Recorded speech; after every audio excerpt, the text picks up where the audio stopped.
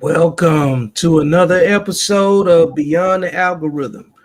And alongside me, I have my host, Queen Smoke. What's going on? Nothing much. Can't wait to dive in. I'm always ready. I know you're always ready. I know it too. Just ready. Thanks for having me again. Yeah, and matter of fact, let's just get to it. How about we start with since today's topic is the Black Mama effect, right? Um, I got to thinking about it and I said, where would we want to start with this? So, one of the major pieces that goes into this conversation is what type of activities help cultivate the Black Mama effect. So, I want to start here. Woman archetype is now being studied in psychology, and I just took a webinar on it, and it was very, very interesting. I want to share with you guys some things that I learned. Now, in this webinar, it said that a lot of strong Black women, quote unquote, right, they suffer from the John Henryism. Now, John Henry was a real man. He's a folk hero. Now, there's been conflicting reports on the accuracy of the story, but basically, John Henryism is a strong behavioral predisposition to cope actively with psychosocial and environmental stressors, meaning that you perform better in that kind of environment. You're pushed, motivated by that environment, and you cope better in that type of stressful situations. And you do that by exerting extreme determination in an effort basically to overcome this situation that you're in, right? The barriers. And this webinar says that a lot of Black women suffer from this. And it's also a very bad survival strategy, basically, because in the John Henry story, he actually died by continuing to do this. His heart went out and he died. It also says that a lot of Black women suffer from binge eating. Okay, that they don't feel like is actually an issue because of body positivity within the Black community, which they say actually hurts us because we don't believe that we're as big as we actually are. Depression, anxiety, and chronic stress. Allostasis is another issue that they say is really hurting Black women because allostasis is your ability to adapt to change, right? So they're saying that basically in homeostasis, your body is reacting to a stressor, right? And your body is doing what it can to calm down the heart, calm down the blood pressure, so on and so forth. But in allostasis, which they say a lot of Black women suffer from, they are just changing with the environment and desensitized to it. So instead of your body trying to lower the blood pressure, lower the heart rate, your blood pressure stays up, but you still learn how to maneuver in those stressors, right? So when you're dealing with racism, when you're dealing with poverty, when you're dealing with health conditions, instead of your body trying to calm itself down, you just learn how to live in that heightened state, which is unhealthy, which is also crazy to me too. Now, it also talked about how there's a belief that Black women are unlike any other woman, as well as some of the names that we're tagged with. Some of them are the angry Black woman, right? Too much aggression. The Jezebel, which is Black women are promiscuous and hypersexual by nature. And it talked about how when Black girls are over-sexualized, but then also Black girls will be victims of sex crimes and no one will believe them because they're already perceived to be hypersexual, right? Another one is the adultification and criminalization in childhood starting. We heard about the school pipeline, school to prison pipeline. That's a huge research project there. You guys should look into that. There was also the hypersexualization of childhood. The teacher bias, which we've heard about, right? Teachers don't really think that Black kids can perform well, so they don't really expect them to do so, which results in those kids being unmotivated. So it kind of ends up being like a self-fulfilling prophecy, unfortunately. Another one is that Black women are perceived to not show emotion, right? That they do not need anybody. And I have seen a lot of us have that kind of mentality. I had that mentality for a certain amount of time. And I think that comes as a trauma response of never having anybody. So you learn to adapt, which is kind of goes back to, right, that allostatic load, right? You feel like I haven't had anybody, so I'm gonna just maneuver and make it despite me not having that. So really, really interesting. If you guys can find anything on the strong Black woman archetype, the research, Definitely look it up, especially if you are a black woman, because it's very eye opening and educational. Might make you look at the way that you're living your life a little bit different, or the women around you.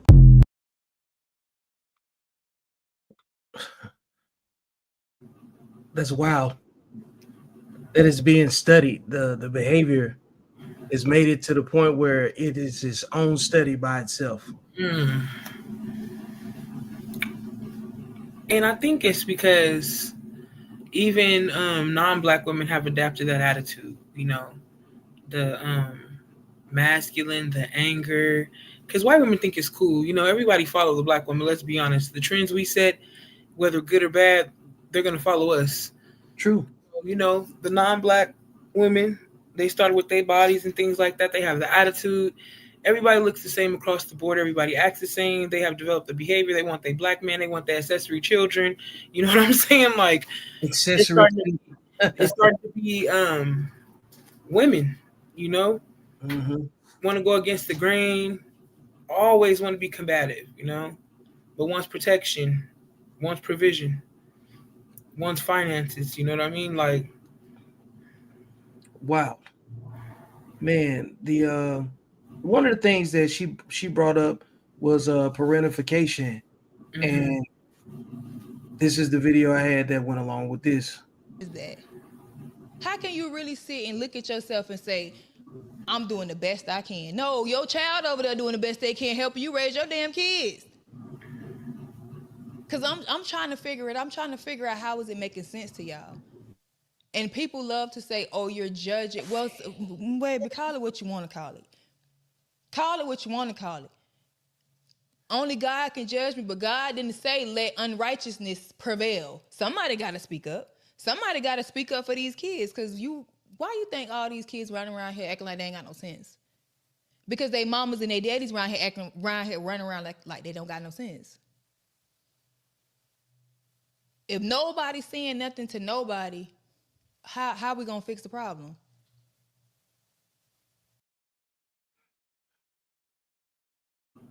Yeah, I don't think it get much any plainer than that, but you It know, don't.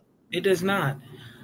Parents, I'm gonna say mamas, because y'all like love to brag that y'all doing it by yourself and your kid wouldn't have ABC if it wasn't for you. I think a lot of moms brag on. Nobody brags on well-behaved children. You know, mm-hmm. nobody's bragging that because nobody's raising that because the mom is not well behaved. You know, when you have baddies and basketball wives and love and hip hop rotating every week, and that's you don't read no books, and you know what I mean. You don't eat well, and you don't get good sleep, and you overstressed, and you giving every man who asks for it, who don't ask for it, or ask for it, a baby, and you just depleting yourself as a woman, as a mother. What do you expect to teach your children? Right. Apart from being destructive, apart from being disrespectful, when it's the program and it's the training that the children are receiving. The parents, mamas don't. They love to say, "Oh, I grew up with my children." You know, they love to clown an old mom in the black community, older mother in the black community. They love to say they grew up with with their children like that's a flex. Like, what does she say? So many black children. I have met so many black women that said they couldn't go to prom. I might as well have a baby since I'm raising kids anyways at a young age. Yeah. Mama leaving to the club, bringing more kids, never having to say so. But y'all daddies, maybe they want to be a part, maybe they don't. Even if it's sometimes in the black community when it's a good man that want to be there for his child, the mom don't want the help. So many black women parent out of ego. I'm gonna just be honest, it's the truth. You'll rather your oldest daughter sacrifice her whole childhood to raise your kids when they got a black daddy that will do it. That But is crazy. you don't want that nigga, but the child has to sacrifice. So many black girls didn't go to prom. So many black girls didn't have no senior year. So many black girls had to drop out, get a job, and help mama pay all her bills. For what? For nothing. Mm-mm. I had a black woman tell me she moved out the country because she had to raise all her mama kids, and this is the only time she gets to feel free. But now she feel like leaving the country is the only way that she can get away from all this stuff. I'm like, wow, like it gets deep, it gets sad, it gets really disgusting. You know what I mean? And nobody ever gonna talk about something that is not common and not normal. We have normalized piss poor mothers. Because even though mama was a crack fiend, she was a black queen. And that's how a lot of children feel about their moms. Like, angry at her, but why? Because she tried her best. But then they know for real, when you dig deep, you know your mama didn't try her best. You know it. Man, look, then I just pulled a bunch of videos. I said I'm just gonna let Queen talk, and then as they come up, I'm gonna plug them in as they go. But I don't want my children back. It's not because I don't love them. I love them so much. I love them wholeheartedly. I love them beyond comprehension. But I don't want my children back. And I feel like I had to come over here because you guys are so sweet. And my DMs and my comments giving me reassurance that, oh, they're going to come back. They're going to, everything's going to work out and stuff like that. And I believe you. Like, everything is going to work out. However, I don't want them children back. And it's not because I don't want to take care of them or anything like that. I love taking care of them. I love raising them. But I don't want them back for another set of reasons. One, I don't have a support system. I have been raising these children with no support system. And when I say no support system, I'm not even joking. I don't have an emergency contact. When I take them to the doctor, I don't have an emergency contact. I don't have friends. I don't have family. I don't have, like, I take care of everything by myself. I don't have that, okay? So that's one. Imagine me, one person, taking care of 3 children by myself with no support system, not even for an emergency contact. That's one. Second, I was manipulated into having my children. I was 9 months pregnant on my 21st birthday, and their dad was 33. Granted, I knew he was 32. I knew he was 12 years older than me when I met him. Or at least, like, in getting to know him, I knew he was 12 years older than me. But at 19 years old, I did not have the mental capacity and understanding to assess and realize that I was being manipulated into having children prior than I wanted to. What do you got to say about that to this point? It's about a 6-minute video. Personally, it's always coming off as shaming, but without shaming, I still believe we have to hold Black mothers accountable for generational patterns, parenting choices, and long-term effects of their children. And when I say generational patterns, I don't know this lady's backstory. For me personally, like I always say, in my personal life, the Black women are often more times the villain than Black men. So personally, I don't side with a woman just because she's feeding me bullshit. That's most of the, you know what I mean? She said 3 children. He's 12 years older. The thing about I was a young Black girl at one time, and I had friends that was 16 and 17 years old that was messing with grown men. Now, these men knew they were, even of age of consent, 18, 19, 20, because everybody knows, every young girl knows that older men is where the money at, the stability is. So she could say that she was manipulated. And of course, when your mama say, hey, I don't think you should be creeping with that guy, that's probably why you don't have the support system. Because y'all say, fuck you, mama. You know what I mean? This is my life. And then you look up, you have 3 children, you can't call your mom. It's a lot of that too, like a lot of young girls, what they always say, like they want to be grown so bad. They want to leave their mama house so bad. Understandable. I get it. I didn't grow up in a situation where I wanted to leave my parents' home. I didn't leave the home until I was 26 years old. That's when I got my first place. They let me finish college. They let me do my thing. Never rushing me out. Some Black girls leave at 17. Some leave before they leave. Some drop out of high school to leave their mama house. What I'm saying is we have to be accountable for our choices. It's people, 18-year-old of sound body and mind can sign up for the military. How are you telling me that you don't understand what's going on? Right is right and left is left. You know what a grown man want, like anybody else. 18 is the age of consent. So what the hell, bro? You can't say I was 18, I didn't know no better. I'm tired of I didn't know no better. Because keywords, generational patterns. If you saw your mama struggling, auntie them struggling, and the kind of men that they chose, unreliable. It's always like a man that's a womanizer. The man that every woman wants, why would you repeat it? There's 2 things you could do. Break the curse and say, not my bloodline, or keep perpetuating it. And if you choose to keep perpetuating it, like I said, everybody can get on and watch reality TV. Everybody got that phone in their head 24/7. Start doing your research. We see the effects every day. When children don't want to listen to the teachers, when you tell them I'm going to call your mom, they don't care. They know their mamas don't care. At a certain point, especially when you become a parent, I cannot feel sorrow for you or sadness for you more than I feel for your child. Because that's...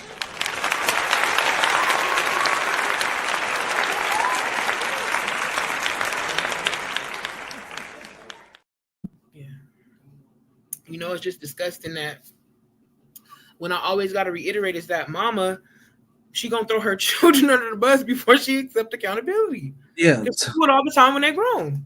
man. Look, I saw a friend of mine say, a black woman will let you hold her hostage before you hold her accountable. Come on now, come on. They act like, you know, I understand about, you know, any age. People can manipulate you and things like that, especially the younger you are. I get it. But we make decisions. You didn't say one child, and I was young and I learned my lesson, 19 years old. You didn't say 2 children. I was young, I learned my lesson. You said 3. By myself. And 9 times out of 10, the situation don't change. You make your bed harder. You see this person is not helping with child number 1. You want sympathy now. You want us to feel sorry now. You can't always be the victim, baby. It is what it is. Yep. Now imagine you going to court and they got all this evidence against you. You telling the judge, but I didn't know. You know, I didn't know. 3 times. You know, you did it 3 times. You know what I mean? The judge gonna say you stole 3 times. This is the 3rd time. I gave you 2 chances. Your Honor, I don't know. Your Honor, I was just, you know, my fingers were sticky like that. We know what young girls seek out. Young women of young adults. We'll say that. Women that consent, adult women. Because when it's reversed, nobody really comes after the woman. You know what I mean? When it's an 18-year-old boy, 19-year-old boy, 20-year-old boy, and the woman's 30-something, we don't blink twice in the black community. We're going to be keep it 1,000. We have to. Yep. For real. You know what I mean? So why can't a woman be old enough? It did. What I never understand is, like, if you're the one that can get pregnant, shouldn't you safeguard your body better than what you do? Absolutely. If you're the one that can get pregnant, because, like, if a man throws his wallet on the ground and somebody picks up his wallet, they're gonna say you should have kept better possession of your wallet. Mm-hmm. Well, what's in between a woman's legs is the same as a wallet. You can only blame yourself, who you opened your wallet up to, you know. So, and to that point about the 3 times that she's had this situation repeat itself. Most women don't know a man gonna switch up until it happens. Yes, you do. She said, "Oh, some men are wanting to be there until they realize the baby is a priority." Then you're not having a baby with a man that wants to be a father, and I guarantee you knew that. I guarantee you knew that. How was he treating you while you was pregnant? How was he treating you before? That's not how character works. You don't just wake up one day and say, "You know what? I'm gonna start putting your head through the washer and dryer." You already been aggressive before. You already been yelling before. Unless you got PTSD or that thing that the dudes get from football, like that is a brain, that's chemical, whatever the case may be. That's something you can't help. But if you was normal the whole time, you would be excited. There's a certain way that men act that want to be fathers. I see it with my own eyes. The dads that actually want to be dads, they're acting a certain way during, before, and after. You don't just switch one day and wake up and say, "Oh, the baby's getting all the attention. I'm mad. I'm leaving." She's not lying. and because I'm about to go back to the other video, and that's the point.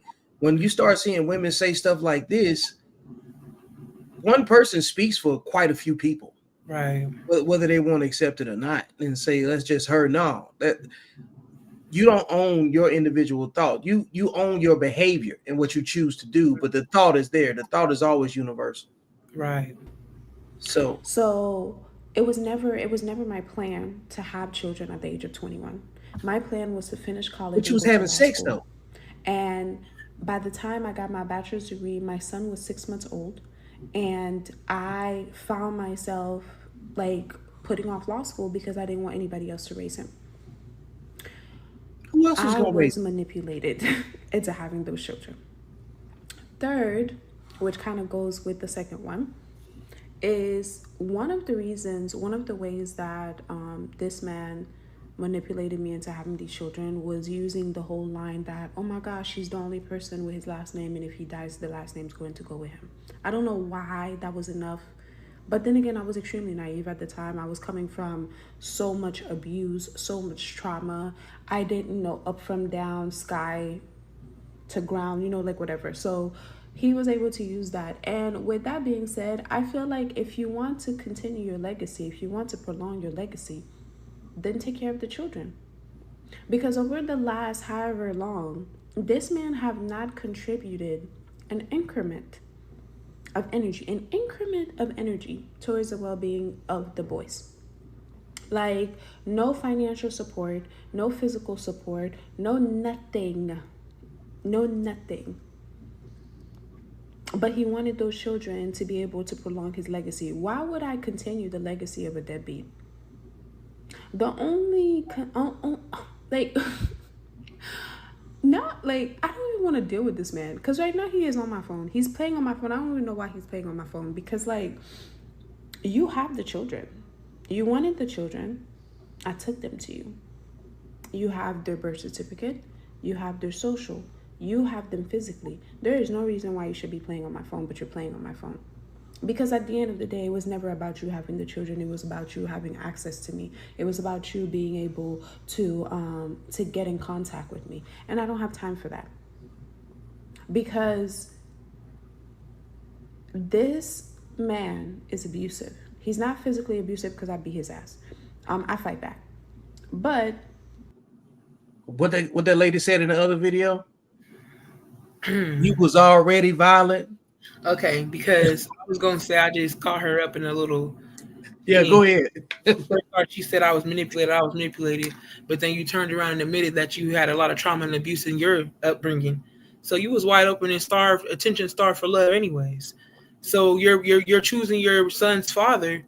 You didn't do it from a place of intention. You didn't do it from a place of long term. And you didn't do it from a place of stability, mental stability. You know what I mean? You chose your children's father, your son's father, from a place of brokenness, from a place of trauma, and you know what I mean, childhood trauma, from a place of being emotionally open and vulnerable. She did it from a place of manipulation. Yes. This is a prime example of like not being healed, and then getting with somebody, and then even then her ego was starting to ooze through, start talking about law school and everything else. You're smart enough to think about law school, but you weren't smart enough to close your legs with the wrong man. Right. You used him to get provision. Right. And then when he didn't like you anymore, or whatever worked out did or didn't work out in the relationship, because y'all had 3 kids together, now it's time to switch on the mindset of being a victim back to when you was 19. Now you want to act 19 after you done had 3 kids, you know? And then you said you got your bachelor's, so you're educated. Then you said law school, but you were manipulated. It doesn't go hand in hand. Lawyer, that's supposed to be defending people. Manipulation. Come on now. You can choose when you want to be like you said. If you can pick and choose when you want to be manipulated. It take a degree of ego, arrogance, and confidence to be an attorney of any sort. Because she was still flexing about how educated she was, but then she got manipulated too. You can't have it both ways. I'm sorry. Right. Come on, man. Get out of here with that. But what the hell, bro? That's the truth. He realized early on in the relationship that I had been through a lot, but I wasn't one of those people that went through a lot of stuff and became cold. I went through a lot of stuff and then grew in empathy. So because of that, my ability to empathize have been used as a weapon against me since the time that I met this man. Because one of the ways that he used it in the beginning was to use his mother's death as a way to connect. So I went as far as to even ask, like, because when I say I don't want to deal with this man anymore, like, I've been trying to erase any type of connection that we may have. Of course, I can't erase his children, but anything else I've been trying to erase. I set boundaries. I block him. He find ways to get on my stuff. I, at some point, thought about signing my rights over just so I never had to communicate with this man ever again. And I told the judge that. Because I am not going to change who I am for anybody. I am not going to harden my heart because someone like this want to try to weaponize my empathy or want to try to weaponize the fact that I have compassion. So I'm not going to change who I am. I'm not going to harden. So I will just remove your access. So yeah, no, I don't want them children back. Like, I love my children. They will never need for anything. But the only way that I will go back to raising my children and in a way that makes sense to me is if one, I never have to interact with this man again. Two, I changed the children's last name. That's selfish. I'm sorry. Everything she only mentioned the children in the beginning and in the end to get empathy. I feel like she also have a hatred that they boys. You know what I mean? Yeah, that's the man. That's the real thing right there. Mm-hmm. That's what I'm glad that you snuffed that part out, because I've been saying that when we talk about mortality rates, there are more live births of boys than there are of girls. Right. And on the other side, when we start talking about abortion, so that means that there's probably more boys being aborted than girls. Mm-hmm. For that reason right there, in that particular video, that particular mindset of a woman that's not on good terms with the father of her children, and she just so happen to have boys, they just remind her of him. And that's part of the next video that's coming up. Lack accountability for their actions, especially when it comes down to traumatizing their children. We can argue about it in the comments because I said what I said. Y'all know what y'all be doing. Y'all be having these kids by these men who don't be wanting them. Y'all be having these kids out of spite. Y'all have kids. Y'all be knowing that that ain't your baby daddy. You know that ain't your baby daddy. Then you going to still name that baby after that man. And you going to go put him on child support. And you going to enforce the child support knowing that ain't your baby daddy. I can't stand no mess. Y'all some different kind of females. And I got a story for y'all, but I'm going to tell it. No, matter of fact, my grandma, she did that. And I don't know who my granddaddy is. Nope. I don't know who my granddaddy is because she done told that man that was his baby. That ain't even his baby. Kind of find out that it's this other man. So that all of this is a cycle on the same frequency. When we start talking about when I bring up rule number 5, sexual discipline, and everything that's around it, a lot of people thought I was just saying some stuff to just anger my audience, while I was really just trying to educate the people that follow my content, because there's a level of the like-mindedness and the willingness to do something that's this detrimental on a regular basis at some point has to be considered to be a mental illness. Come on, man. Talk to the people. Like we talk about sudden, sexually undisciplined dating decisions ending negatively. There's nothing. When you make emotional decisions, you're usually making the dumbest decision of your life. Right. And it is selfish at best, and it is selfish gratification. It's instant gratification, with long-term consequences. And nobody really wants to talk about it in the tone that it needs to be discussed. Because when we start talking about where does this originate? Everything still keeps coming back to the women in the family, not the men. Absolutely. Every time. Like when we start talking about teen pregnancy, that's why the mothers need to be on their daughters, bottom line. Because if they the only one that's there, then you the only one responsible. You don't get, if you want all of the credit, you're gonna take all of the blame too. Absolutely. So what you got to say about that? That's the truth. I think a lot of women, they can always be the victim, and so many choose. Like, it just reminds me of like back in the day, when it was still a lot of two-parent households. Mm-hmm. That the daughters, the good girls that's at church, father may be a preacher, or your daddy is a blue collar brother. He working hard, white collar brother working hard, right? And you're sneaking out with the bad boy that cut school. You know what I mean? And Right. you dishonoring your father. So it was a lot of that, just wanting to be in lust driven, And then Yep. it's also a lot of the women who never, pretty much, like, I think about Tina Turner, what's love got to do with it?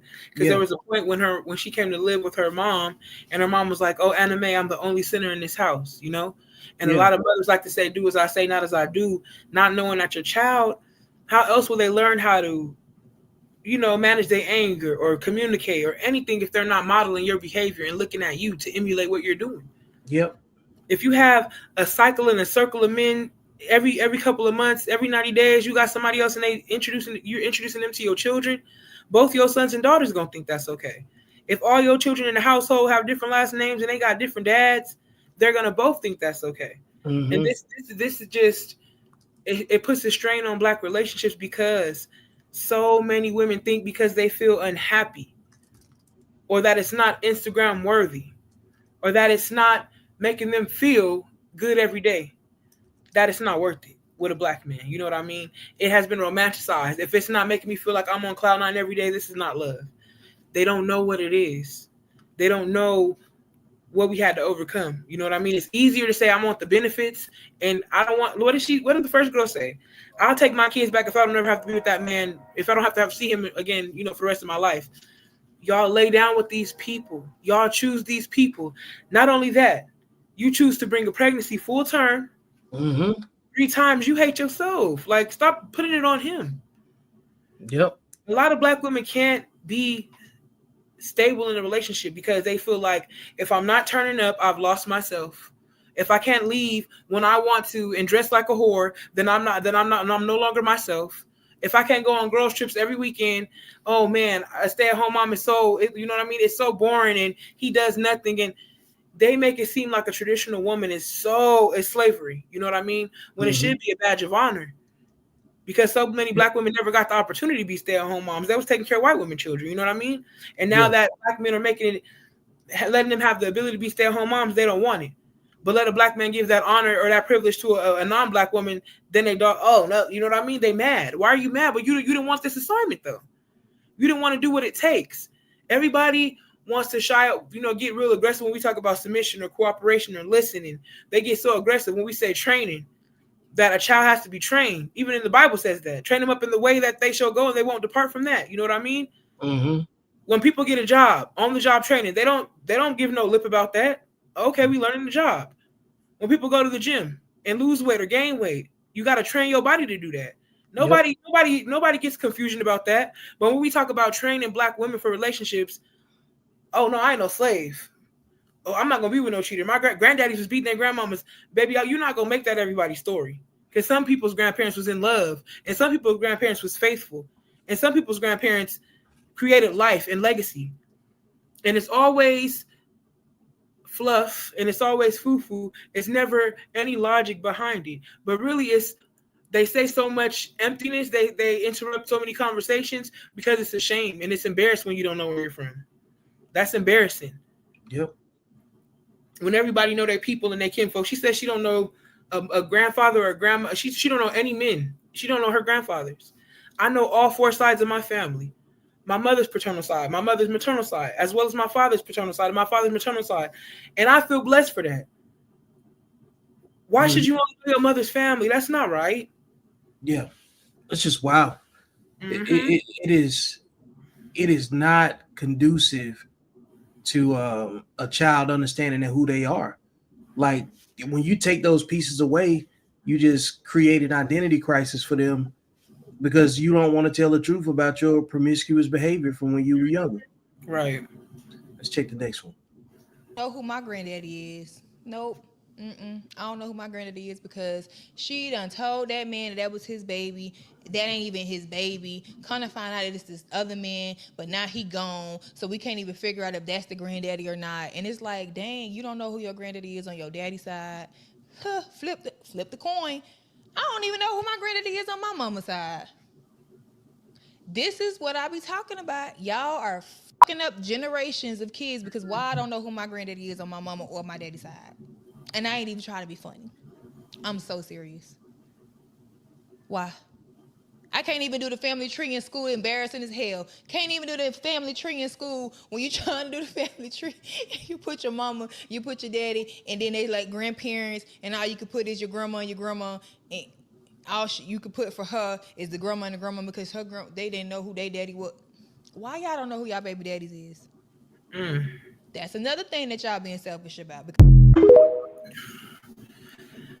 And you know she trying to be cute, she's trying to be funny, she's trying to laugh to keep from crying because you hear the hurt behind all that humor. You know what I mean? That's hurtful.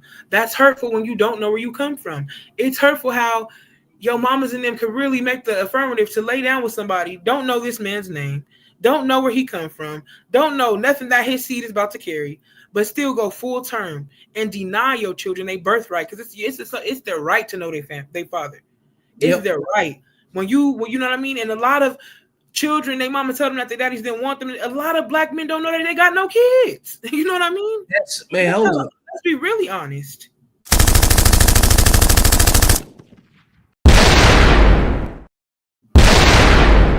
But what the hell, bro? Hey, that's real. It's a bunch of people that don't know that they got kids.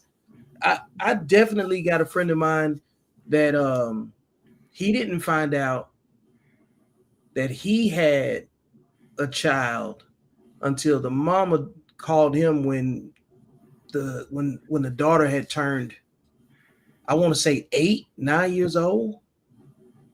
And that's just crazy to me, you know? And so the psychological input was already there. And she was already all her mother and whatever her experiences are. So by the time he got a chance to put his, like his spin, on parenting, it was only so much he could overcome, and she doesn't like men. So now she don't connect very well to him, and then even then it's only on a transactional level. Right. So, it take a while for that to stick. But like one of the things you said about the seed, not knowing anything about the man that they are, laying down with and then making their kids with, right? Then I found this because I'm gonna come back to a couple other videos.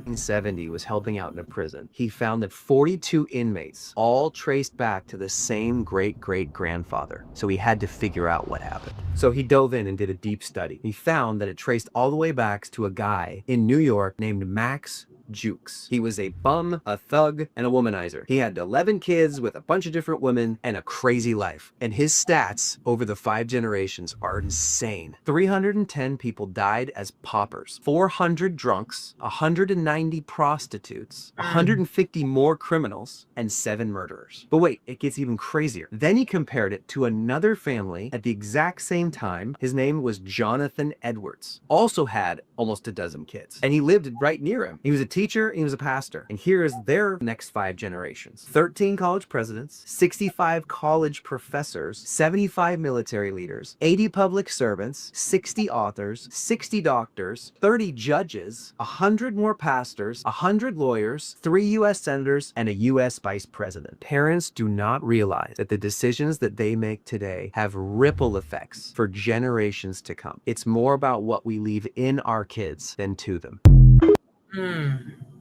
It's crazy, right? I believe it. Absolutely. Yeah, like that is crazy, because the long-term effects of just that gene. That's why I talk about like sexual discipline in the families that have the least and they have the most promiscuous behavior. They usually had a promiscuous father and obviously a promiscuous mother. That's what makes them compatible in most cases, Right, you know. right. And even if they weren't necessarily promiscuous, they were in some level of psychological vulnerability where they can be in connection with somebody that's going to manipulate them and not do right. Right. So they end up manipulating themselves, you know. So, but what do you think about that? I agree. When I was in college, it was like a family, like a generation timeline for your family. That was a course, like family generational trauma or Mm-hmm. something like that. And our book for the semester was called All God's Children, and it was about this black man named Willie Bosque the third, I believe, or junior. But it was a white reporter that wanted to go to the prison because he was locked up. He wanted to do a family tree. Like, I want to see if this behavior is in, I want to go back for you. And, Willie helped him with the family tree. To make it a long story short, when he went back 4 generations, Willie's great-great-grandfather was a slave named Aaron. Aaron ended up getting into a car crash he was drunk. You know what I mean? His great-grandpa got into a car accident drunk. Alcoholism ran in their family. They was very intelligent, brilliant men. All got sexually abused as young men from mothers' boyfriends. Mothers were promiscuous. Mothers didn't know, it was just a lot of trauma, but all 4 generations. And all their mothers despised them. They pretty much was all raised by misandrists. And it's just funny that you say, funny that we don't take seriously. My dad always told us, like, everybody DNA shouldn't mix, and I'm just like, I didn't understand for so long. But then now you really understand everybody's DNA should not mix. Yep. You know what I mean? It reminds me of when you take chemistry class and you have the Bunsen burners. Go Yep. ahead and mix the wrong chemicals if you want to. You're going to Yeah. explode the whole classroom. And people don't think that's how DNA works. This is science we're talking about. Yep. Sometimes, shoot me, you know what I mean? Y'all be getting really offended about a lot of things, but I sometimes believe that sometimes miscarriages because the DNA not supposed to mix. I really do. or when like, women be like, oh, we've been together all these years and no kid. It's the reason you got to take heed, because when God finally give you what you want, y'all be drowning. You don't really want that. But what the hell, boy?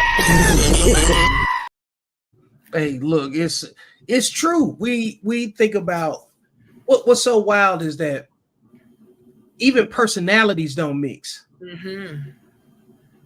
Even activities don't mix. Meaning, like, if your significant other is a librarian and you on the other end are doing some other field that clashes with that, that's going to impact the way that you guys' relationship is going to go. Right. And at some point, it comes down to somebody has to sit down. Somebody has to take, a different role or figure out a new career or something like that. We lean too much on the word should. I've said this before. Everything on the other side of that word implies that everything must be perfect. Right. And we think because we like the characteristics of something and we're willing to do what it takes to be in that connection with them, that everything else should work just because you like each other, in a short span of time. Right. And that's why we need to use should as a warning instead of using should as, like some affirmation, Right. because that's a very dangerous word, because it creates a lack of accountability when the wrong people have it, because they make a lot of assumptions out of the wrong people, So let me go to the super chat. Let me go to the comment section first before I move on to the rest of it. Let's see here. If women don't want to cooperate with men, they can get the F out and go be homeless and starve by the lonesome. Literally. Yeah, like I get that too. As a matter of fact, I got something for that. I keep one in the chamber. Right. For moments like that, because that is a very, very good point. I needed to hear this, but continue to be a husband until somebody come save you. Because they respect when you are genuine and when you give them your time. So give all of your time to somebody. Show you they capable. A few moments later. Day 7 living in a homeless shelter. Day 7 living in a homeless shelter. She's homeless. She's homeless. That's sweet, Eric. That's the truth. It's Yep. the truth. The matriarchs steer the men away. They never have a man around, so they don't know how to keep one. Like Victor said, there are no men in the family, no daddies, uncles, or grandfathers. I'm telling you, you've seen me say that house full of women that's full of aunts, sisters, nieces, no uncles, no nephews, just all women is a red flag. You basically, you got a house full of zebras that keep bringing horses in. And horses ain't finishing to raise no baby zebras. And if they have boys, they babies, they young boys. You know what I mean? And what do? They become very effeminate. They become emotional. They become very angry because they're around all that estrogen when they growing up with testosterone. You know what I mean? So they either they're gonna suppress it or it's gonna be raging. It's no way in between it. You know what I mean? It literally ain't no in between. You know. Let's see who else we got. Garrett's always active. I appreciate his commentary. Women are literally telling me in the back off and stay away. How the heck can they be responsible for doing as they ask? Yeah, you can't have it both ways. Hey, you spot on, Garrett. Hey, and the women that fit this behavior come from those households where it's just ran by nothing but women anyway. Right. Absolutely. Yep. Being up again, Karen, they can cry all they want. We don't care. We have no reason to. Absolutely. That's why that chick was in the homeless shelter. She's homeless. Andrea, my daddy grandpa told him about my older sister. He saw my sister's mom in the mall with a baby. Yeah, so Andrea's my sister. I can elaborate on that real quick. So my dad got 5 children with my mom. So he was about 17 when I was, he had 2 women pregnant. But like he said, okay, I was doing my thing with this lady, and my dad always talk about it. He very openly, he very transparent, one of the most honest people I know. He'll let you know about the dysfunction. His mother gave birth to him when she was 15. He had a whole bunch of uncles, you know what I mean? His mother has 3 children. They all have different fathers. So my dad was very transparent parent. My mama was a hoe, I'm a hoe. My dad be honest, Yeah. So my grandfather came to him and was like, hey, I seen a little girl you had around here and stuff. I seen her. She was actually still pregnant, walking, trying to walk the baby out. He said, I seen that girl. She pregnant. And, I'm doing a timeline. You better go talk to her. So my dad said he calls her. He like, hey, my grandpa said he saw you pregnant. Like, what's going on? Are you pregnant? Is the baby mine? No, he was like, are you pregnant? And she's like, no, I'm not pregnant. Like, I don't know. He said, my grandfather saw you. And she was like, yeah, I'm pregnant, but it's not your baby. You know what I mean? So he said, okay, I go on about my business. I was born in July. Me and my sister are almost 4 months apart to the T. She looked just like my dad. So he said he gets a phone call 4 months later. Like, okay, I'm sorry I lied. The baby is yours. He went to go see her. You know what I mean? Look dead on her. She her daddy's daughter, Yeah. It's like the games in which so many men, have to go through. And a lot of women, they love to say that he changed, that's their cop out. He changed and da da da. Like that woman, like the sister previously said, something, a lot of women, when you get down to it, because you got to break down to get built up, despite what you guys see about these nice meditation room and deep waters and healing is so free. Yeah, that shit hurts. It hurts to really realize that your family ain't worth a damn. It hurts to realize that the people that raised you ain't really shit. That hurts, because like you said, talk about identity issues. It's like, damn, I come from nothing as people. You know what I mean? So, like, who am I? Y'all been lying. You go into the world. That's why I always say when Black people get educated, we're not just talking about by way of college. It's my life. When they start connecting with other people, your first job, you know what I mean? You start to hear stories. You bond with people. And you start to realize, like, dang, when you get out of that dysfunction and you see people with their dads, Sweet 16, or the daddy show up to graduation, I caught and it wasn't even a side eye. It wasn't even jealousy. I saw all the sadness.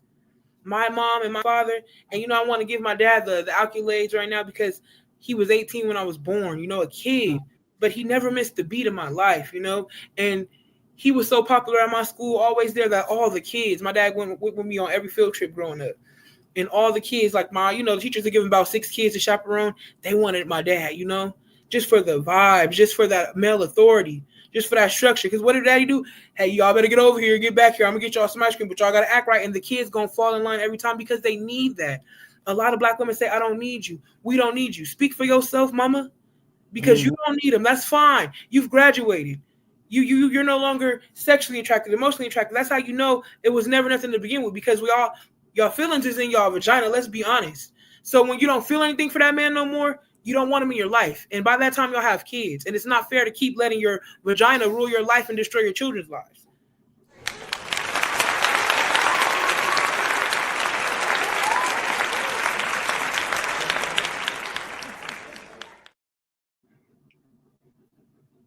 I've been saying it forever. Like, I think women think with their vagina more than men think with their penis.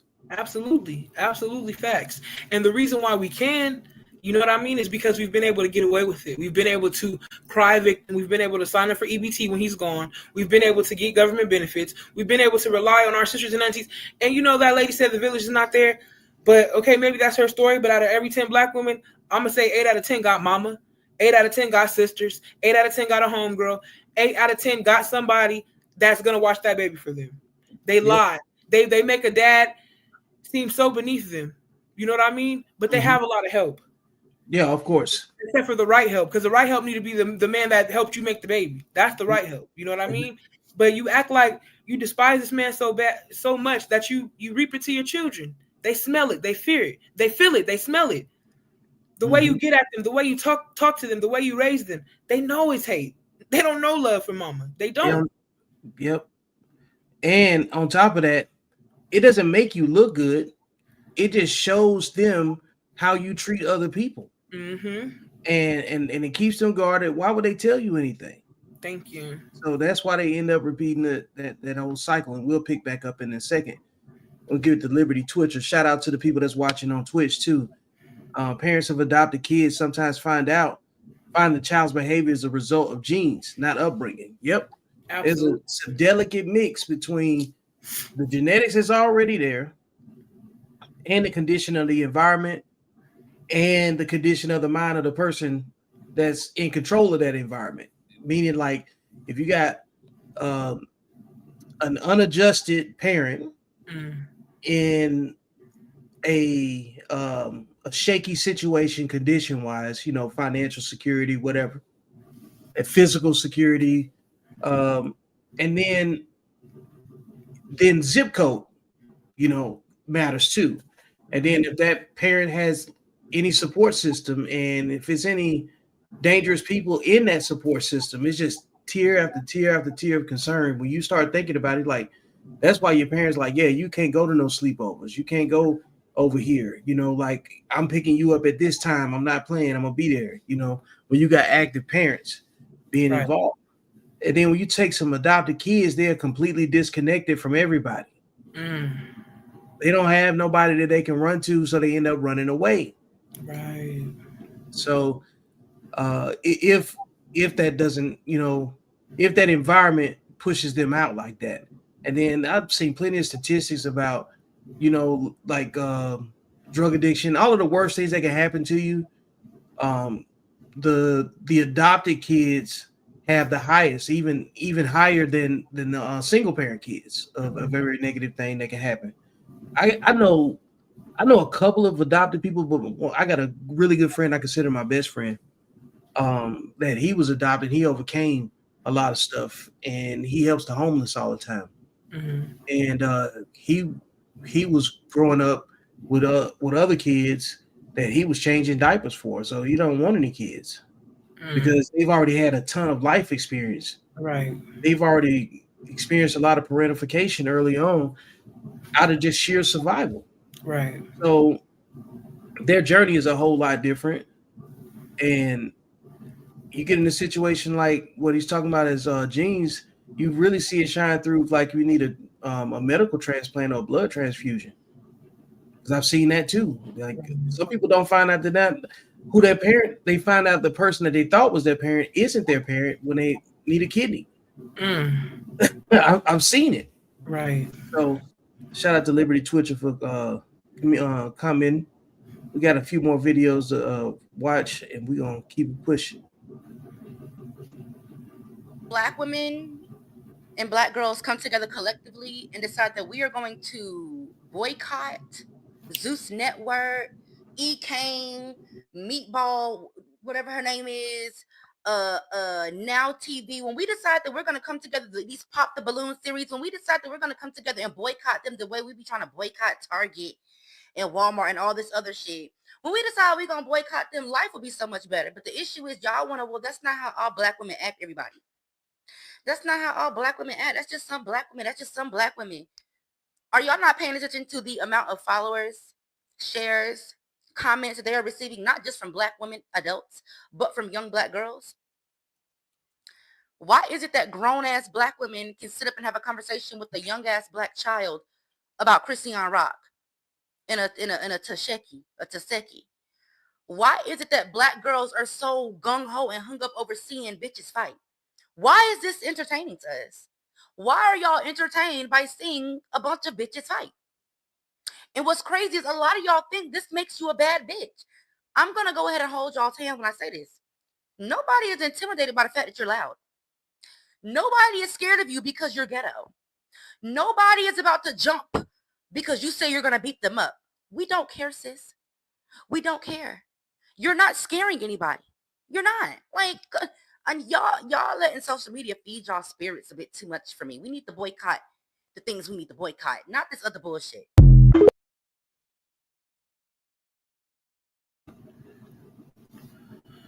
The Black community, we fail to realize that, especially Black women, you raising your children to grow up too fast. Not only are you giving them devices and cell phones at younger and younger ages, before they even know their ABCs, they can work an iPad. You know what I mean? Before they know their numbers and know their own names and their colors, they know how to work your remote control and can find anything on the TV. Before we get into that, it's the fact that you have no, I don't even want to say you have no discernment. You don't care. You don't know how to read the room. You don't care. Your daughters and sons see you shaking that funky ass all around the living room. You smoke weed, do drugs, even if you're not that extreme. The way in which you speak to your children, the way in which you talk, cursing, don't know how to carry a conversation with a professional. And then a lot of y'all say, oh, my mom was like this too. A lot of people say, I grew up this way and I don't know, I don't know how to give affection, or I don't know how to not be mean. I was bullied. But then you clock in for these white people and know how to act though. Crazy. So you got to make it make sense. You know what I mean? You got to make it make sense. Y'all performative for white people, but you can't perform or fake it till you make it or get the help. Let's not fake anything. Get the help that you truly need to be a better parent for your child, to be a better mother, especially when you're the only one doing it. You got to make it make sense. Because we could say that single mothers, it has started, we started around the 70s, more single mothers, the crack epidemic. We know if you're a Black person, you should always know your roots. And our history in this country is that our families were dismantled by the government. That tells you everything you need to know about the Black family. No other group of people has been dismantled by the government. Coin and tell plural. Look it up. You know what I mean? Like, it's something so revolutionary about a Black family sticking together through the good times, through the bad times, through it all, building their roots. Black women especially want to talk about being bosses, and I have to say it for them because they love to think about their self-esteem being monetary, financial. Mm-hmm. And saying what you're going to pass down to your children, and I'm a boss bee, and I didn't have it, and my kids going to go on vacations, and we going to Europe, and I'm taking them here. But you don't understand that generational wealth also involves being a family, having a family. You know what I mean? Generations of what? You know what I mean? Like if you single, yeah, single parenthood is not part of generational wealth. Right. You got to have generations. What are men at? Right. Exactly. And it's just like we gravitate, and let's not say, oh, when you know better, you do better. A lot of us, like I said, just think with our vaginas, and we don't care. We'll cut off a homegirl. We'll cut off our mama. We'll cut off a pinky toe for somebody that's doing their body right. Collectively, that's what we do. Homegirls, you forgive the same raggedy man over and over again. like you said, the behavior, he been this way. You want him to change. You think all of a sudden miraculously you get pregnant, he gonna be daddy of the year. He ain't no Uncle Phil. You knew that. You know what I mean? He's none of that. But what the hell, bro? And you looking for your friends and your mama and all the women that you cut off to come be your village and to come save you. You got to save you from yourself, your decisions and your choices, because everybody know what a good black man is. And you know why I say that? Every black woman, at least, and I'm gonna put myself on a limb, because it's always somebody for everybody. Every black woman at least got one black man in her DMs. And you know why I say that? Because that's the one you don't want to open his you don't want to answer. You don't want to, he's been on red for years. You know what I mean? You ain't even opening his you never open his message. You guys call them kind of men thirsty. They may not be attractive, too thin, too whatever. But those are the men that you look for and come back and search through and be like, oh, I found my fairy tale, my son's stepdaddy. I answered the DM. Why you couldn't answer it in 2020 when you didn't have a kid, though? Because I've been writing you for 5 years. You feel me? Like that. You want to answer it now, 2025. You want to give me a chance. I've been in this inbox for 5 years. It could have been our son. You know what I mean? Because a lot of black women deal with so much bitterness that's not even, it's generational, but it's also transferred. It's also programmed. They deal with so much pain that doesn't even belong to them. It's vicarious trauma. Let's be honest. Look that up. Google that word, vicarious trauma. It didn't even happen to you, but you feel like it's you. So your mama got her heart broke from Leroy at 15, Tyrone at 17. By the time your mama was 21, she probably had 5 or 6 heartbreaks. We're not even going to talk about the fact that that's your mama choices, right? Mm-hmm. But the way in which black mamas can create themselves to be like, my mama she just holding on. Mama just doing the best she can. Mama ain't bought a wig. She ain't bought no new outfit. Years, you know what I mean? Mama doing everything. But then you go back to mama behavior. Let me tell you about retired hoes, because I deal with a family of them. They gonna be, even no matter what, I'm not talking about no body type. I'm talking about the characteristics. They're gonna be, you gonna look at this woman's pictures from back in the day. And what you see now is going to be vastly different from the hoe that you seen back in the day, period. Like, let's be real. She might be in church. You know, they hoes all in the church. But what you going to notice is that she don't care to have a man. You know why? The big secret is she already had all of them. She had enough. She's done.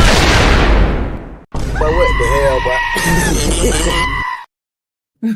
She done been dick down. She's like 12. You know what I mean? So she done had so many babies for so many men. Mama insides probably ain't doing right. I'm telling you. But what the hell, bro? They don't want to know the real. I'm not here to sugarcoat nothing. Like, you know, a lot of y'all mamas was bust downs, and it is what it is. It's the truth. You know? And that's why a black man makes them throw up to the look, because that's how many they've been ran through. A lot of y'all mamas is ran through. That's why they don't want a man no more. Man, you know what? That's crazy that you even said that, is because it's like, what's a food that you probably used to enjoy as a kid? You ate so much of it, you don't eat it anymore. For me, it was top ramen, man. Because okay, that's good. I was really thinking ramen just then, yes, and then it's like, ugh, you know what I'm saying? It's the same thing. It's a lot of women have experienced their fair share of top ramen as versions of men. Absolutely, because I personally think that the black men that women complain that don't want them or that they can't attract is the confident black man that'll stand on his business, doesn't raise his voice, but tells you exactly what's wrong. Right.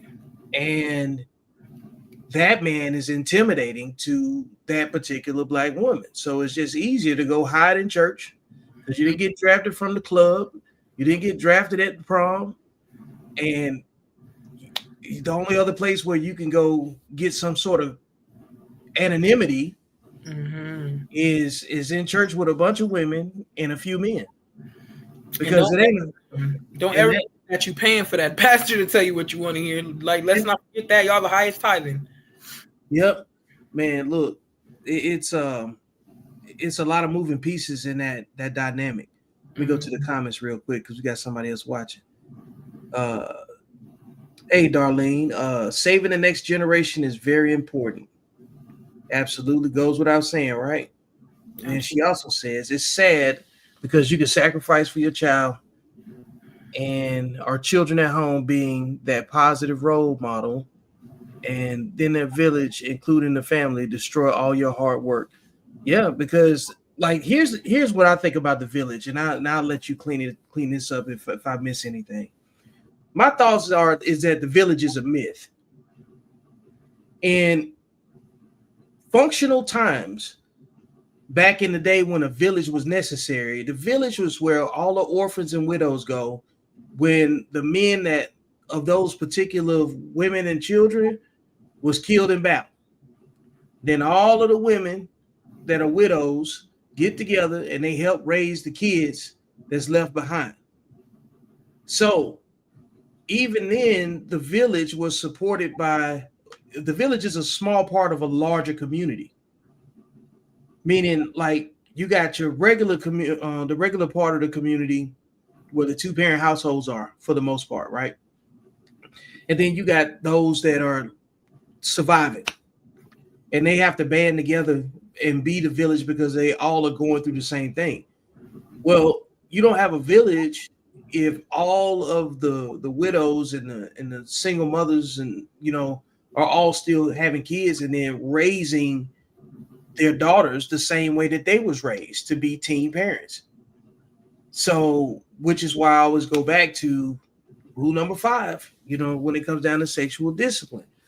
And so like now, everything I just described is about a functional time period, like when things were a little bit more archaic, when the men had to go, like even when the Vikings had to go away, they had to leave, the rest of their people that tend to the lands and the properties and all of that stuff, right? Bringing that full circle now, you don't have that anymore. You just have dysfunction, and it gets captured by the entertainment, like you just talked about on the other video, like with Baddies and Zeus Network, and everything that you described when it came down to how women are moving amongst each other, and then how they processing grief and everything else too. Because if you had about 6 heartbreaks and all of them was in high school, you was already too active. You shouldn't even be that focused on a relationship. So the village gets destroyed from the inside of the house, first and foremost, because if people make up the village, then which people are going to be more likely to spend the time in the village? And it's going to be the women. So that's why the women have to really be much harder on the girls, as it sits. There's a reason why all of these shelters exist for girls, because a lot of the times these women get in competition and conflict with each other, with their own daughters, and they end up putting them out. So the village is a myth, in my opinion. What do you got to say about that? For me, I feel like I agree with you to a certain extent, but I feel like, the village, if it's accountable, if it's really people that, it's like, that's why I sometimes always say family's who you choose. Not saying you can't choose your family, but you want to choose people whose vision for your life and your children's lives align with the mission you're trying to do. Starting off with another parent, you know what I mean? Mm-hmm. This is why we call courting a thing. So you get to know their mom, their dad. Guess who's coming to dinner, honey? You know what I mean? Like, we don't have this. We don't have a rites of passage in the Black neighborhood. It's just a girl coming up, mom, I'm pregnant. You know what I mean? Mm-hmm. Boy, if he, you know what I mean? A lot of Black boys have been stepping up in these past years, but it's never because we were in love. It's always a child of convenience, a child of love, Yeah. So I feel like if you really come from families, which I've seen it, that's why daddies used to choose their daughter's husbands. You know what I mean? Because you want to come from families who are going to march to one beat, one sound. Yeah. No, not mom saying doing this and daddy say do this. You want to really align yourself with people, a village, a community, a tribe of people that really want to see success in the Black community. Because every nigga not gonna make it on the ship. There's Black peoples and there's niggas. You know what I mean? We can't be so compassionate and so naive to think that all these people are gonna be on. No, there's Black people and there's niggas. These niggas not gonna make it. No, they're not. They are reproducing very fast and at higher numbers than regular Black folk that's trying to be intentional, trying to find marriage and trying to find committed relationships and alignment. The niggas are going to be producing very, very fast, but it's no quality. It's quantity, it's not quality. Yep. But what happens is it's science, survival of the fittest. These irrational and emotional young Black boys, it's a million of them behind bars because you don't know how to act. Mm-hmm. Rational young girls, it's a whole bunch of them behind bars, rising young black women and black We women started to get locked up. rising. You know what I mean? Because and these children left in foster care, like I always say, if you don't buckle down and really tighten up, it's gonna be really out of control. Why do you think the unaliving of the black mothers is becoming so prevalent? Man, I'm glad you brought that up because this ain't. It's not being discussed the way it should be discussed, and it's happening quite often. Every week I get a story, and I'm Mm-hmm. like, back in, and it's so crazy because I'm gonna say 2015. I'm Mm-hmm. gonna give you the last 10 years. When you heard a story about somebody taking their mama life, everybody knew. We didn't have to assume. Everybody across the board knew that's a white kid. You know what I mean? Yeah. White kid that didn't get their way. Mm-hmm. Now I have to pay attention to what's the names because the way in which the last 10 years this has skyrocketed. So we talking about children born in 2000 and later. You know what I mean? We're Yeah. talking about those children that are growing up and seeing you for what you are, and y'all thought Tupac was playing. He said one day we'll have a race of babies that'll hate y'all. Like you thought it was a joke. Y'all thought this was just words. Like it's truth to everything, And like you said, if you're gonna take credit for the good kids, because so many single motherhood was always like it had a stigma in the beginning when this trend started, because it's a trend, baby mama culture, black women, and we not talking about everybody don't want to be white. We not talking about that. If a woman was a single mom, she did everything in her power to raise respectful black children, because we have doctors and lawyers from single motherhood, single parent homes, single mother homes. We have athletes. We have young black men that went on to be fathers and stay with their wives for, decades upon decades. We have young black girls that came from single mother homes that they mom say, I don't want you to be like me. I want you to go to college. I want you to find a man. And they have been married for years and years. So we know that single mothers can produce some phenomenal children. However, in 2025, we're not talking about no traditional black woman. In 2025, we're not talking about a widowed black woman. In 2025, we're not talking about the black woman who held it down while her husband went off to war. We're talking about the Sexy Red, Meg Thee Stallion, Cardi B, because y'all follow her even though y'all say she ain't black. Y'all follow her to the T. We're talking about music casting spells on the minds of mothers. Like I said last week, Cardi B don't even her own children listen to her music. This music is casting a spell on y'all. These shows are casting spells. You don't get a break from the drama. Then you log on your phone and you want to argue about the truth. So it's like all day your mind. I don't know what you're doing for a living. You could have a job or you could just, be sitting up collecting your child support, whatever the case is. The things that you're consuming as a mom is not healthy. And it's 24/7 because Love and Hip Hop come on Monday. Baddies come on Tuesday. Bad Girls Club is Wednesday. Like it's all week long. You know what I'm saying? So you're poisoning your own mind. You call yourself raising somebody, trying to raise somebody, trying to teach somebody what right from wrong. Feeding your spirit and wondering why you feel down and out, wondering why you always so overwhelmed. You gotta grow up. When you choose to be a mom, it's not about you. And sometimes it's a thankless job. Sometimes your kid's gonna talk back. Sometimes you're gonna be overwhelmed. That's just a natural emotion of a human. But if you bring children here to think that they owe you something, that they have to give you something, some kids don't even say thank you. That's the gamble you take for bringing a child here, especially when you don't give them a 2-parent household. Man, look, I can listen to you talk all day.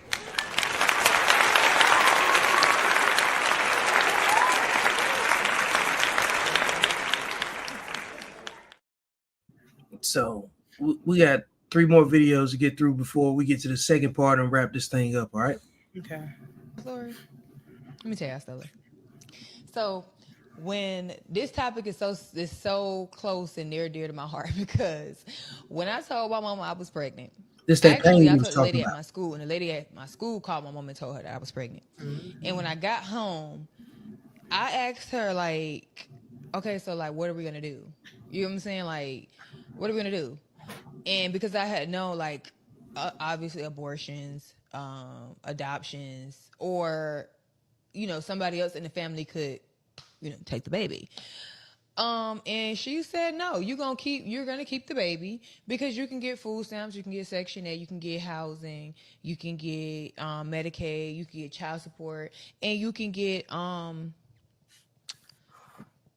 taxes. And I was like, mind you, I'm only what? How was I? I was 13. So I'm just sitting there looking like, girl, I don't know nothing about none of that stuff you talking about. So I gotta keep the baby. And she was like, yeah. And she said you was grown enough to lay down and get pregnant. You gonna be grown enough to take care of the baby. And I just did not like. I did not receive that well because I just felt like as a parent, I know it gets to a point because I've made it to a point with my daughters. But at the same time, it's like, dang, that's your reason on why you want me to keep the baby? Like, it just didn't make no sense. It just made me, honestly, I think that was the day that I lost so much respect for my mama. Like, that was the day. Because I felt like that's all you seen for my life. That's it. That's all you seen.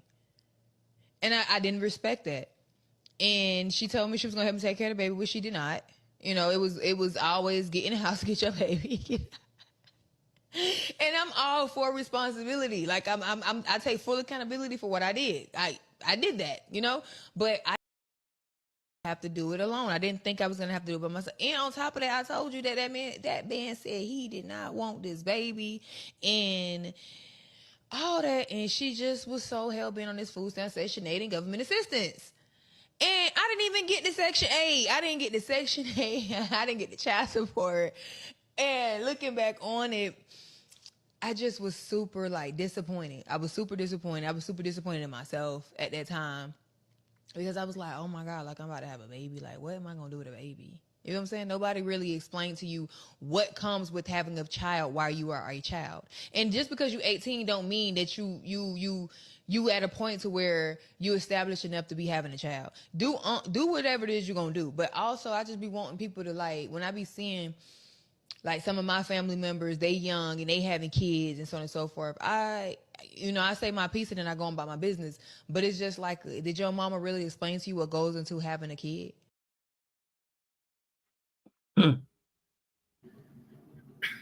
I truly believe it's a large proportion of black mothers that are jealous of their daughters and they don't see anything past what they've accomplished. And I'll say that again. I truly believe that there are plenty of black mamas that don't want to see their daughters make it past anything mama ever did. That's why they sabotage them. That's why they don't teach them about how babies are made. That's why they don't teach them about sex. What do everybody tell their black daughters? Don't do it. Don't bring no grandbabies home. They don't talk about birth control. Half of them even talk about the menstruation. You know what I mean? A little girl cycle. Mm-hmm. From the time I remember, like it was always a open conversation. You know what I'm saying? Like a lot of mamas. That's why when they see their daughter first love, what do they say? Oh, you being fast. Like you know what I mean? You being fast.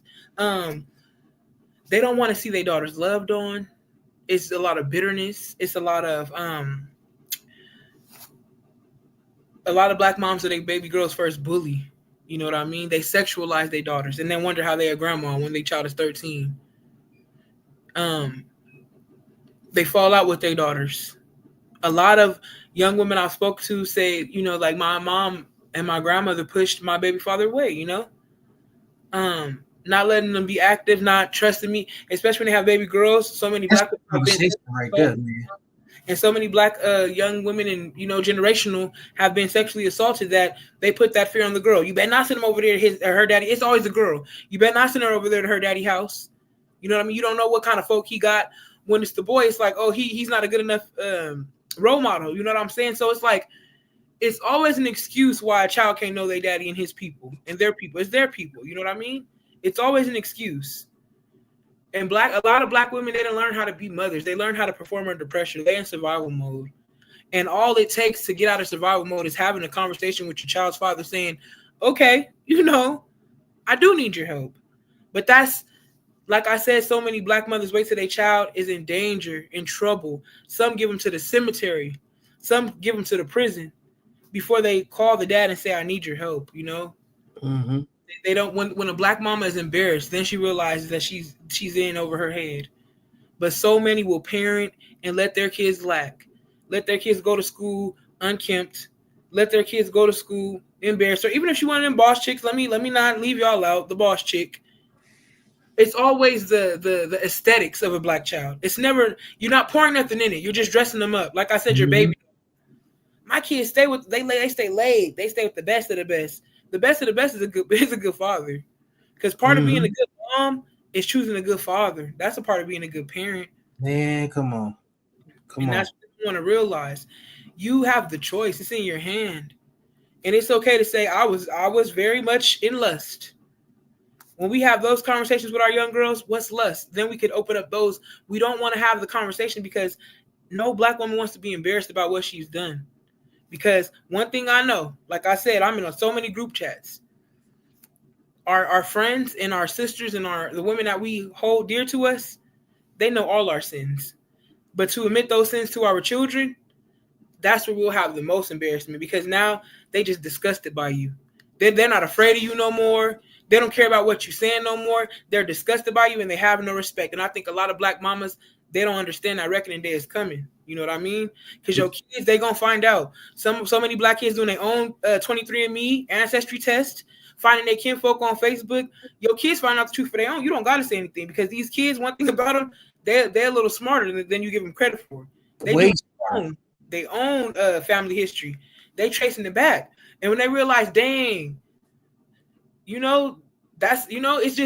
so close. When they realize my dad had this many children, but mama not a victim. Mama not a victim. The only victims is the children, the byproducts of these lustful relationships and these low functioning relationships. The only victims are your black children. Yep. You're not a victim. You are a co-conspirator. You know what I mean? You're an accomplice. You're an accomplice. You're not even an accessory. You deserve the same amount of time. And I know it sounds harsh, and I know it sounds hard to hear. But the only reason it sounds harsh and hard to hear is because you haven't heard it. It hasn't been spit to you like this. Every time you make a mistake or you make an intentional decision that you know is going to set you back in life 5 years by laying with this man, because the person you lay with, they're either going to set you back or they're going to propel you forward. Ain't no in-betweens. You know that laying with this person and having his baby, what did she say? I didn't finish school till my son was six, excuse me. You knew that laying with that man, you wasn't going to finish school. You knew that. Yeah. So the people that you surround yourself with, it says a lot about you. You guys can always disrespect and discount and discredit a black man and say he this, that, and the third, but don't ever forget that was the equal enough for you to bring life into the world for him. Don't ever forget that. You know what I mean? He ain't no better than you. You be right on time, man. Because I keep saying nobody can lay down with someone that's better than them. Mm-hmm. So if you can give me all of this specific guidance, then you got to be able to take it. Right. Just like this. Come on now, video. But black men can't check us. We could tell a black man he got to go to therapy. We could tell a black man he lazy, he needs to help around the house. But your black man can't get you up at 6 a.m. and be like, we doing a workout? Your black man can't say, hey, babe, when you on the phone with your family, you're gossiping a lot. And then when you get off the phone with them, it's negativity in this household. Is there a way you can participate in your family stuff that doesn't hinder our relationship? You're treating me like your sister's baby father, and it hurts me every time you get off the phone with her. Like, I don't understand. Why is it that a partnership, when it comes to betterment, is only us to them when it can't be them to us? Come on. I say it all the time. When a black woman get checked, ain't no dinner gonna be cooked. Man can't say, hey, babe, when you know what I mean? Yeah. Ain't no vagina gonna be given. Kids not gonna eat. Ain't no hair getting combed. Ain't no backpack lunch getting packed when a mama's upset. That's the truth. Because you know why? We get coddled by our relationships. We don't want to grow past them. We want the same women that we knew since we was in high school to keep telling us, you wasn't wrong, girl. You ain't wrong. Instead of telling us the truth. You know what I mean? And when our man tells us the truth, because it's only so much bullshit a man can take. You know what I mean? Before whether nicely, whether calmly, or just straight out you being a bitch. You know what I mean? Homegirl, bitch. Let me tell you. But if he said, you being a bitch, it's a whole different way. Your neck, you spin, your head spinning. You know what I mean? And a lot of black women brag on being hard to handle, on being very masculine, disrespectful. What did she say? Oh, he ain't. It was never physical because I will fight him. That's what that other girl said. Seeing stars, okay, go ahead and fight. You know what I mean? Then when you wake up concussed, head leaking, you want to call the police. You thought you were 6'2", 215. What are you doing? You know what I mean? It's so, what did you say last week? It's so much easier to be nice and stay in your place because a black man will lay the carpet out for you, cover every petal for you. You know what I mean? It's so much. You fighting against your own dream, black women. You know what I mean? You fighting against your own dream. Then you only prolonging something that you could have had years ago had you had an attitude adjustment. You thinking, oh, I did therapy. I got my body. You know, everything is right. Like, where's my man? Because I see y'all in the comments. Dear Lord, it's me again. You know what I mean? It's Don't let her not be the aesthetic, you know, fake hair, fake lashes, claws. Don't let her not be that aesthetic. If she anything outside of that, no matter complexion or anything, body type, or if she's anything outside of the uniform, you feel like you got slighted. Like, oh Lord, I've invested all this. You've invested all its outward appearance. You have to invest in your heart. It's really hard work because a lot of you have been really hardened. And it started with your mom pouring every day, pouring into you, pouring into your mind that you can do it without a black man. But you see where mama has come. A lot depending on drugs, substances. It's a lot of older women in their 60s, in their 50s, in their 70s. They got alcohol dependency. Yeah. They on meds. Mama crazy. Mama done drove herself crazy. Crazy. So you cannot, this is not the same thing when she chose your dad in a broken spot. She's been broken all your life. That's why you begging for an apology that may never come. You know, you telling the story that keeps getting denied. You're telling your truth and it keeps, and it's so sickening and such a pathology in black families that your mama's sisters will cover for her. That's your mama's mama. Your grandma gonna cover for mama. Hold up.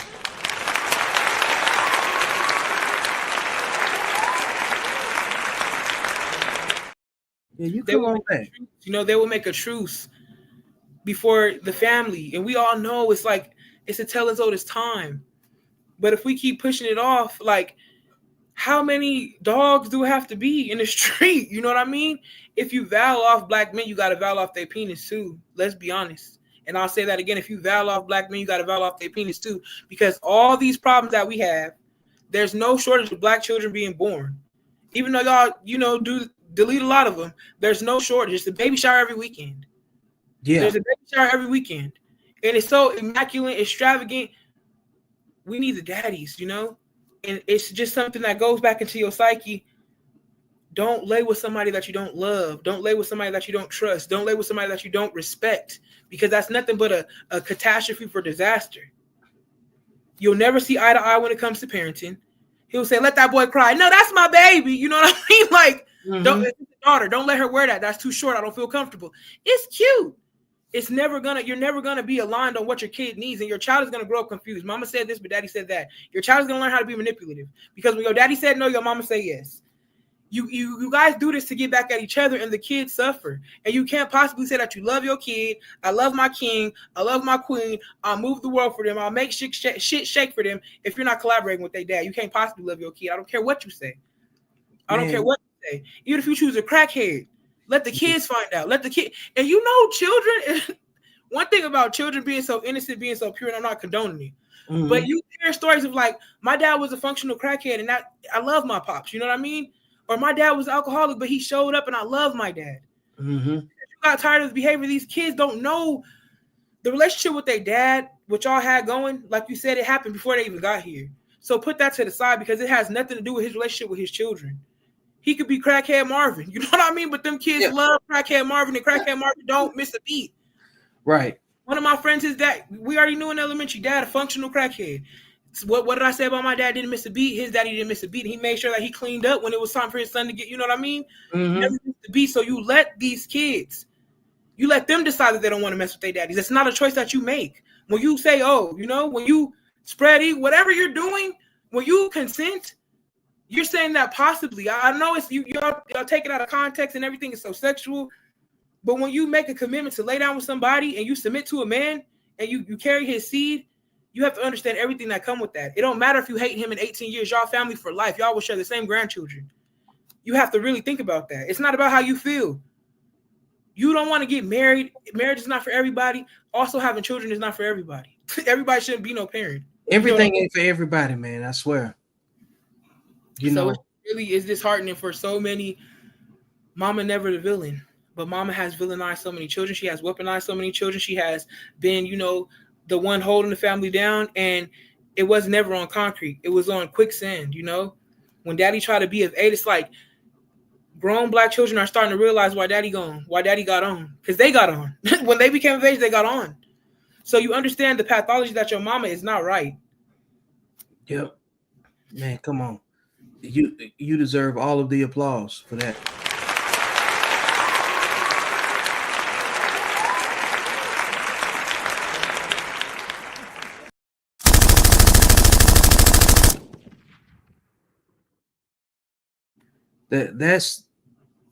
That's in a nutshell everything that is wrong with the exclusion of men in the mix.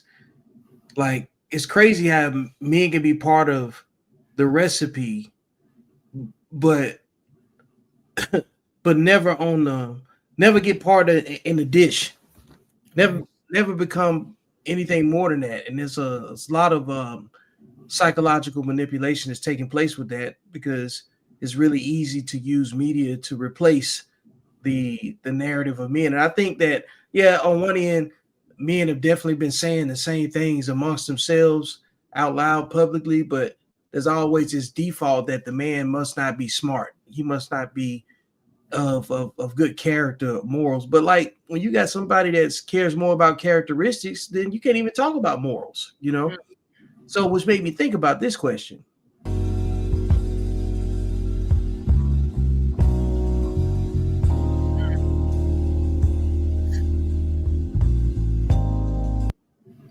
So, because I see a lot of religious appropriation, a lot of prognostication, you know, and women are by far the most vocal about their spiritual connection and whatever belief system that they function in.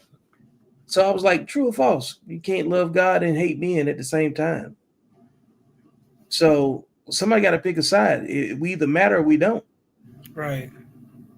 So based on behavior, outcomes, and how openly misandrous, you know, social media has revealed women's opinions to us, it's not anything that we're doing. It's just coming out. And I've always said the only men that women can complain about are the ones that they chose to lay down with. And that's it. Because you can't blame the married men that you're not married to. You can't blame the men that didn't make your children. You can't blame the men that you ignored. And you can't blame the men that you can't attract. So the only men that you got blamed for are the men that you chose. Period, point blank. And when it comes down, so then that's when you have to back it up with data. Well, it's still a whole bunch of men running around here with somebody else's kids. Well, single fathers only make up 15% of the population. Over 15% of the black population amongst men. Over 50% of black men don't have children at all. So that's why, like, you could take the 50%, like, if I'm going to round the numbers up, you take 50% out of men out of the mix because you ain't got no kids with them. And then the other 25% of men that are married, take them out the mix because they got their kids with their wife. So, like, everybody that's left is split between the single fathers and the baby daddies. The baby daddies and the single mothers come from the same household. They're all raised by mama. And when they say it's so many of them that's locked up, it's because they're telling you the environment that they were raised in and the options of men that they've had to interact with. So going back to like one of those previous videos, they know the type of men that they're reproducing with. Right. Whether they care about the bloodline and all of that other stuff, that's irrelevant. Because like everything still comes down to their choice.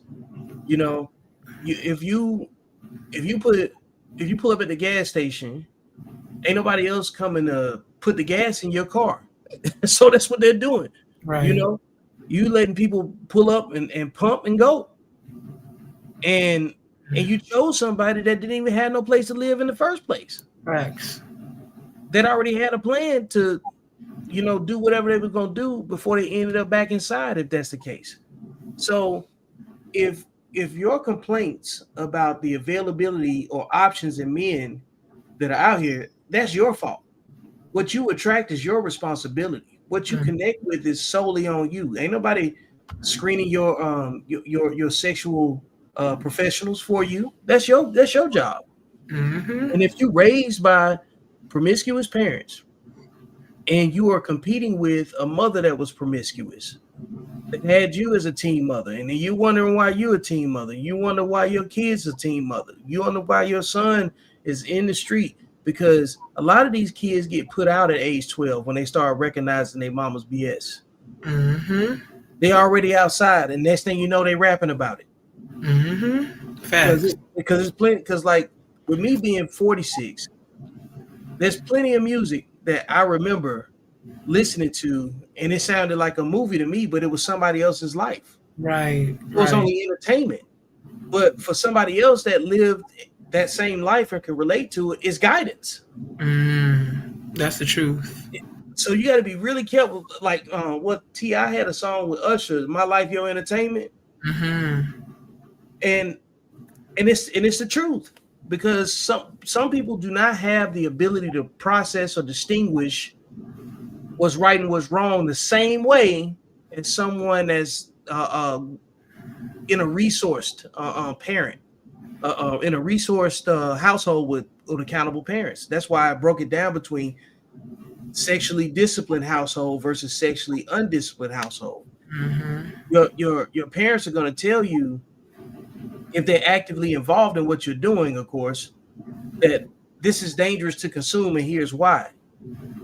This is dangerous for you to hang around. Your parents ever tell you, don't go around them Smiths? They say somebody's last name. Don't go around them. And because they're telling you that they grew up with them and they knew that their parents weren't going to be shit. But they know their kids ain't going to be shit, which is why I say low-level learners reproduce with low-level learners and make more low-level learners. And everybody knows this, because that's why when they look at a kid and they see what they're doing, they say, oh, that behavior come from your side of the family. Come on, you act just like your daddy. You act just like your daddy. The mama be like, oh, she's smelling herself. She fast. Look how she's switching. And what her family say, girl, that's you. That's you. That was you. You did it. It's not that your kids trigger you or anything. It's not that you hate your kids. You hate the fact that your children are a mirror to you. They're your mirror. So you have to be accountable in the way. What do you always say? Women aren't responsible until they have children. Your children are going to show you. Yep. Women are responsible for. I stand on this to this day, and anybody can get in my comments or my inbox. Women are not responsible for anything until they have children. And if they are, tell me what it is. Outside of themselves, what are women responsible for until they have children? Like, somebody tell me. I'd like to know.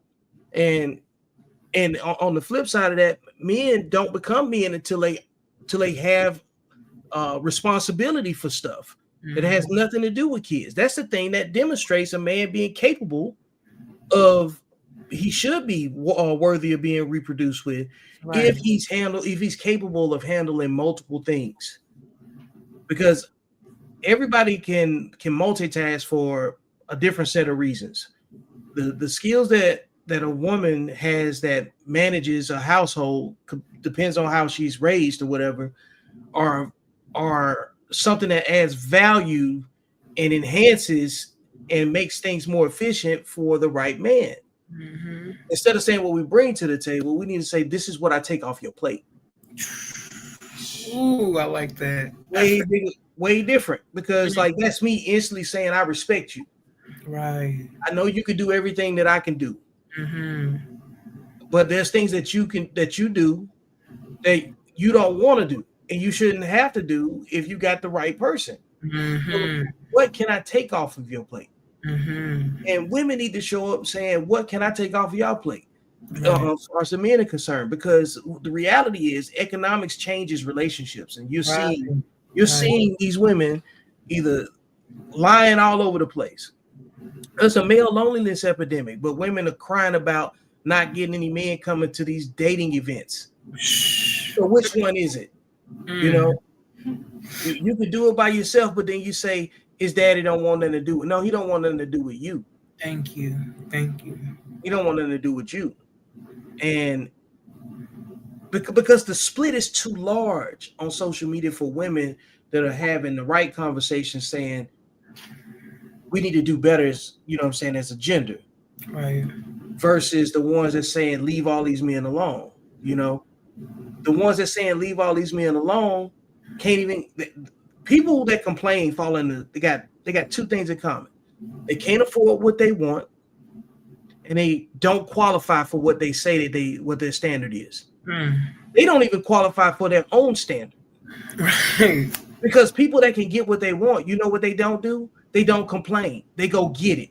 That's the truth. So if you complaining about men, you your own problem. You just don't qualify. And same goes for the men. For the men, there's women out here for sure, but a lot of times people have to do the Hollywood shuffle, man. You got to move your feet. You got to find another zip code to go have the same to go create better opportunities for yourself. And men are doing that. And what a lot of women don't understand is that ain't no men from another country coming to America to marry black women. That's the truth. It ain't no mixed babies out in the world that come from black women. It's black men. Black men got far more options, and black women are too busy engaged in combat and conflict with the only men that make their children with them. I mean, like at some point, somebody got to put their guard down and go to therapy, man. Go fix themselves. Literally. Because women have cried about 4B. They say we not going to engage with men anymore. They didn't put out this narrative about the loneliness epidemic or whatever. And on top of that, STDs are rising. So like now it's time for everybody to be doing some self-work, you know? And that's why like I wanted to identify, I want to put together a segment that identifies what women collectively understand that they're not talking about, because this is a dirty secret. And everybody talks about black girls rock and women this and women that, but y'all don't even like y'all mamas because you're scared of her. You're scared to tell her to go to hell. She don't know what she's talking about. Right. You'll cuss your man out. Mama you don't got no smoke for mama. No, you ain't got no smoke for her. Your own children in your own family, but your mama tell you where to go and what to do, you doing it. I can see it. Like I can literally see it. And I'm thankful because, you know, I had both parents. I grew up with being able to see both sides of my family. My family got flaws too. Whose family doesn't? Right. But I know how much worse it could have been because I've seen people without it. There's people that didn't grow up in a two-parent home telling people that come from a two-parent home that two parents ain't necessary. That's easy to say. How can you even say that? Right. But that's how ignorant and anti-intellectual we have become, because people can't just accept the fact that they probably wasn't raised right. Right. And I'm not saying I was raised perfect. I'm not even trying to speak for everybody else in that regard. But we need to put what's good in one hand and what could be better in another. And we need to be honest about that. Because how you going to tell me a BMW ain't that good of a car if you ain't never drove a BMW? That's the truth. How you going to tell me what leather feel like when you've been sitting on plastic all your life? Right. Don't make any sense.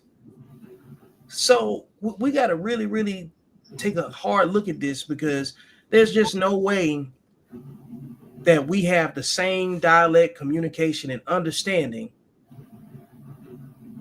about the opposite gender if you're not raised with the opposite gender. Your closest proximity to the opposite gender is probably on TV and your music and whatever men that you attract, but you ain't grow up with no men mentoring your household. There just ain't no way. Everybody's not raised the same way, man. They just not. and it's clashing, and here where we are. Definitely. Yep. So what I know you keep some questions. What you got for me? Yeah. One moment.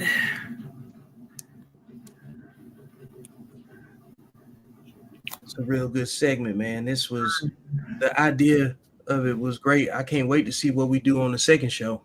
Yes. This is on why don't we talk enough about how many black mothers were their daughter's first bully? Why don't we talk enough? I say we don't talk enough because I think Mama has created this narrative and this superficial superstructure, psychological superstructure that everything she does is right. But I think most people that know that this is true can look back to one moment that destroys any type of invincibility about their mom. And it's micro moments, like when your mama wasn't right and you knew that she wasn't right, but you had to pretend she was right. And I remember when my mama got an answer wrong helping me with my homework, and I was like, wait a minute, mama, you're supposed to know that. Right. But then I was like, no, I got to work a little bit harder.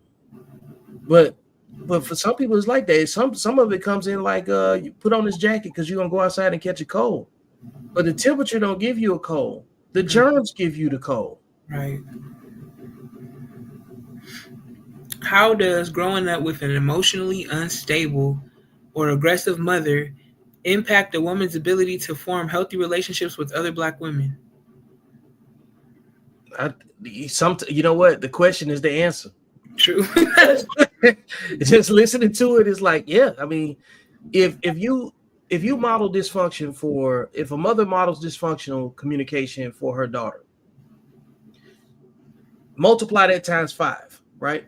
Mother-daughter combinations. Now imagine 5 daughters all being dysfunctionally communicated with, going to school together, riding the bus together, competitive consuming the same dysfunctional entertainment sources that model and reflect the way that they have been raised.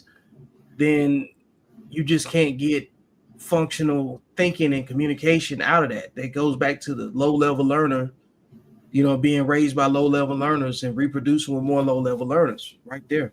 Right. What does it mean when your mama taught you to fear, compete with, or control black men, but never how to be loved by one? It means your mama failed in relationships. She can't model something that she never experienced. She's never been loved before, not by a man, never been respected by one. And she probably come from a household full of women that experienced the same thing or kept her single. Are we raising our black daughters to be reflections of us or redemptions of us? I definitely think it's redemptions. I think it's living vicariously through, because because the women, they'll dress their daughters just like them, and if they have sons, they'll dress them like the men that left them. What would accountability from black mothers look like for you? I think it would look like identifying the negative women and keeping the pressure on them so they can keep a clear line. Don't let them get back in. Don't let them get back in and mix with them. You know what I'm saying?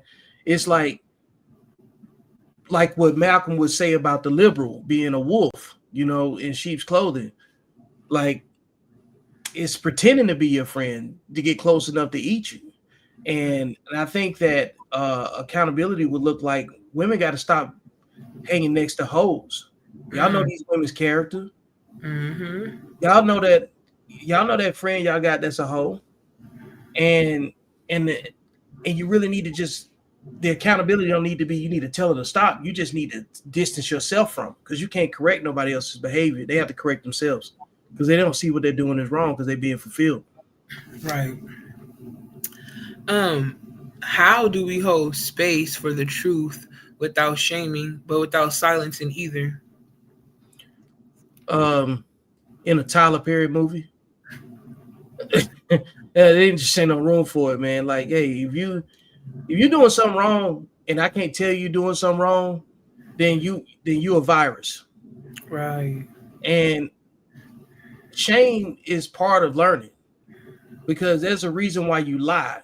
You lie to duck shame instead of just asking you. If somebody say, "Hey, man, before I do something stupid, can you give me some advice on this?" You know what I'm saying? Can you consult with me and give me, you know what I'm saying, some direction on it? I don't know if I'm about to make a mistake or not. And typically, asking that question, vulnerability is cheaper than shame. What is the Black Mama effect to you in one sentence? The Black Mama effect. In one sentence, the Black Mama effect is generational poverty. It's to elaborate on it is it's like handing out. It's an inheritance of victimhood. Right. Why do some Black moms choose Black men who aren't emotionally stable, financially stable, psychologically or spiritually stable, then act shocked when their kids suffer? It's familiar. They saw their mama do it. They watched their mama coddle their brothers if they had them.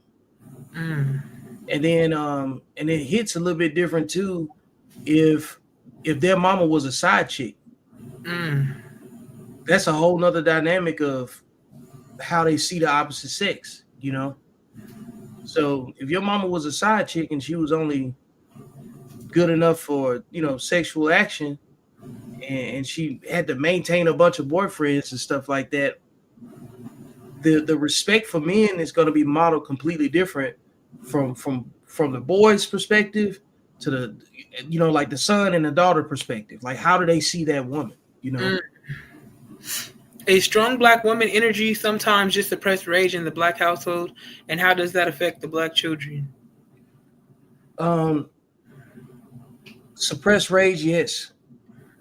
Because one thing that parents and children all have in common is that we're all children. Whether we got children or not, we're all children, right? So when we see something that doesn't sit right with us, it's probably because we raised different. And if we see something that doesn't sit right with us, and the other people don't even know that they're in danger, they just say that's how mama is, you know. But when that household experiences a lot of dysfunction, a lot of inconsistency, it has more to do with the mother's ability to connect with other people respectfully. Because they still have resources all the time, right? Like we said before.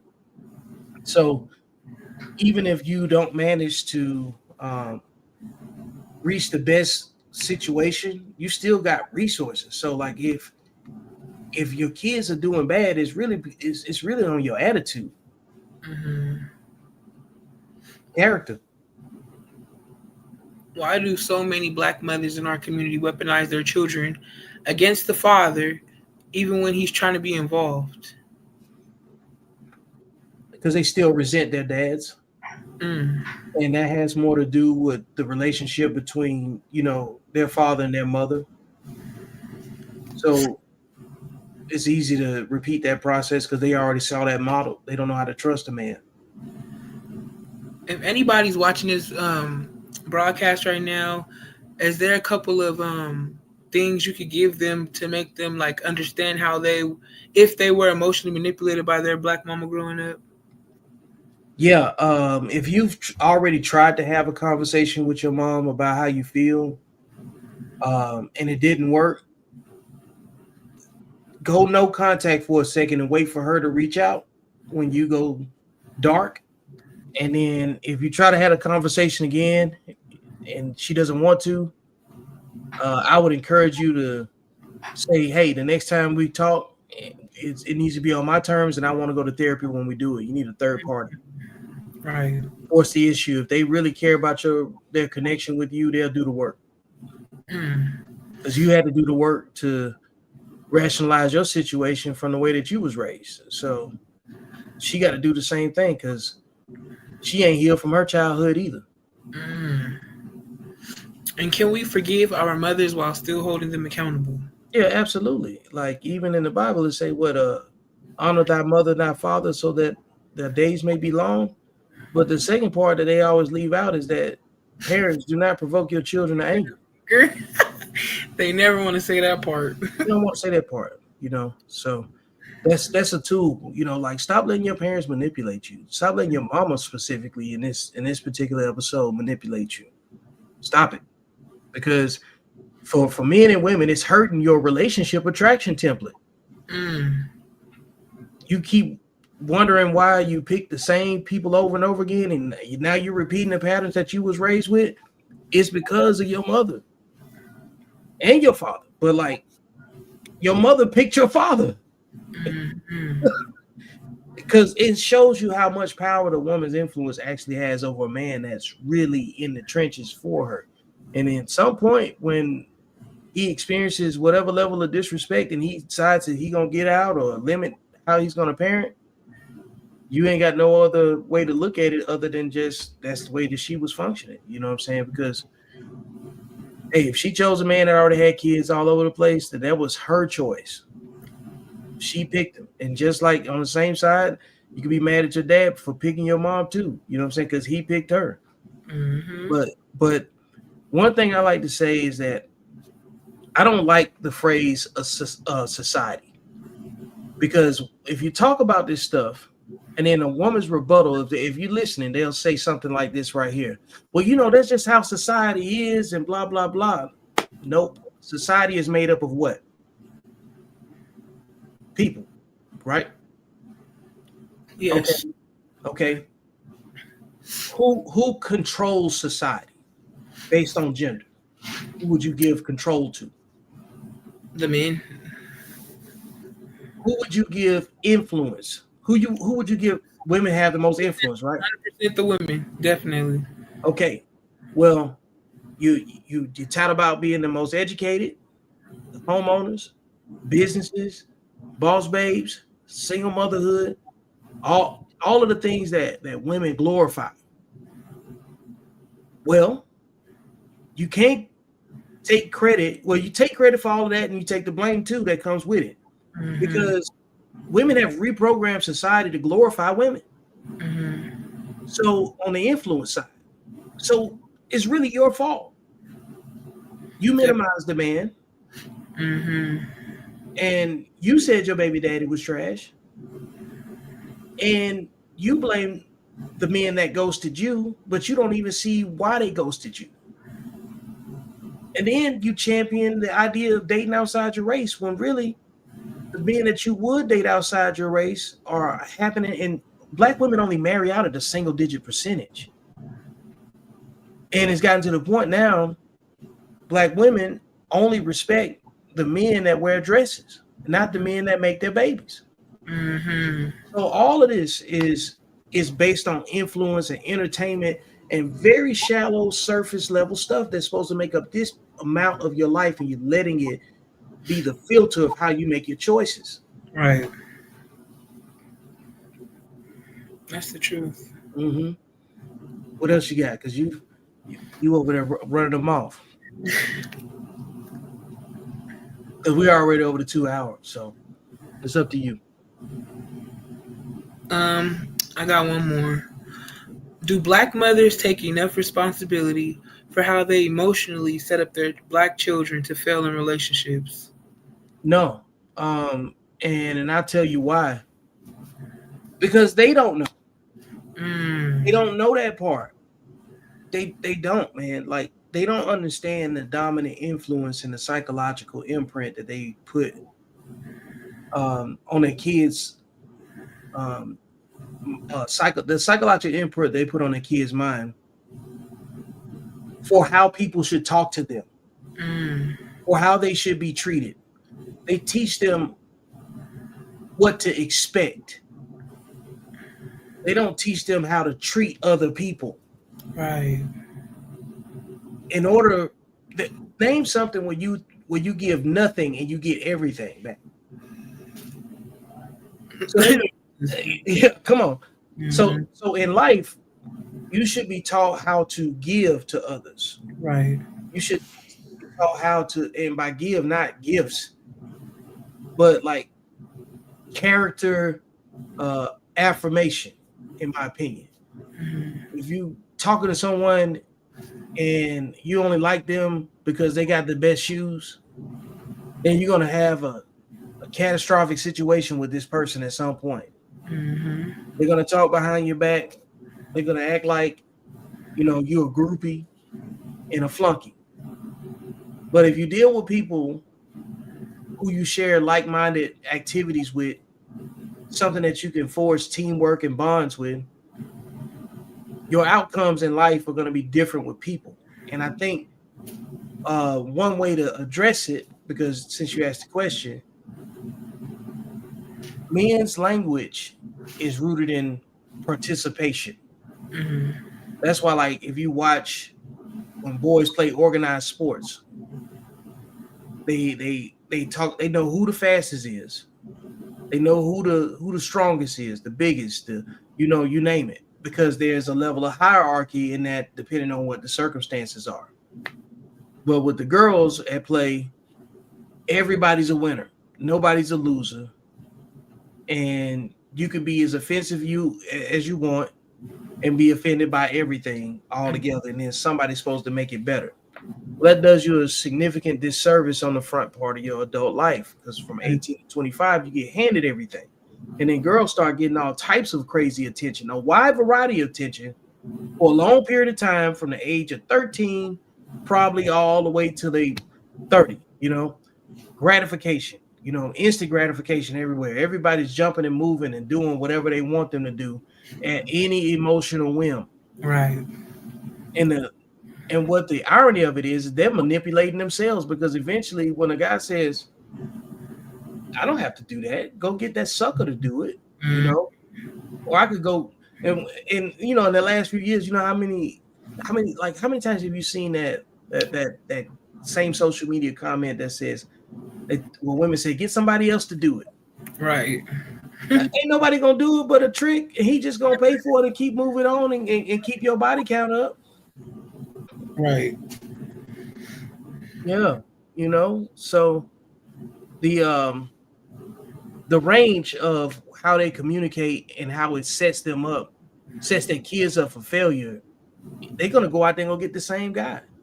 They're gonna go out there and get the same girl. You see, like, remember the episode where Safari was on there saying that he didn't want a single mother because he was trying to break that cycle? Because he been raised by one. He knows who's out there. And then the women couldn't hear what he was saying because, so you too good for a single mother? And even when they asked the question, it sounded dumb. Why would, if he can go get a woman with a kid, why wouldn't he go get a woman without one if he had the option to? Right.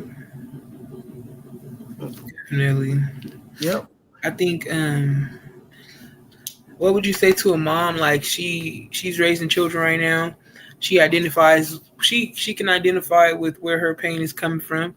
Do you think somebody with small children, or even like middle age, like, small children, elementary school aged, middle school age, or high school aged, maybe even college age, if they like really, do you think they can change the directory of their relationship with their children and some of the negative habits and toxic environments they've already created, if they get real and really choose to seek that healing? Do you think it's possible? Yeah, I think it only can happen though if the mothers apologize first. The mothers need to apologize for not hearing the things that's already been brought up. Right. They need to apologize for lying by omission, because if they won't accept the things that's been brought up, imagine the things that they didn't say. Right.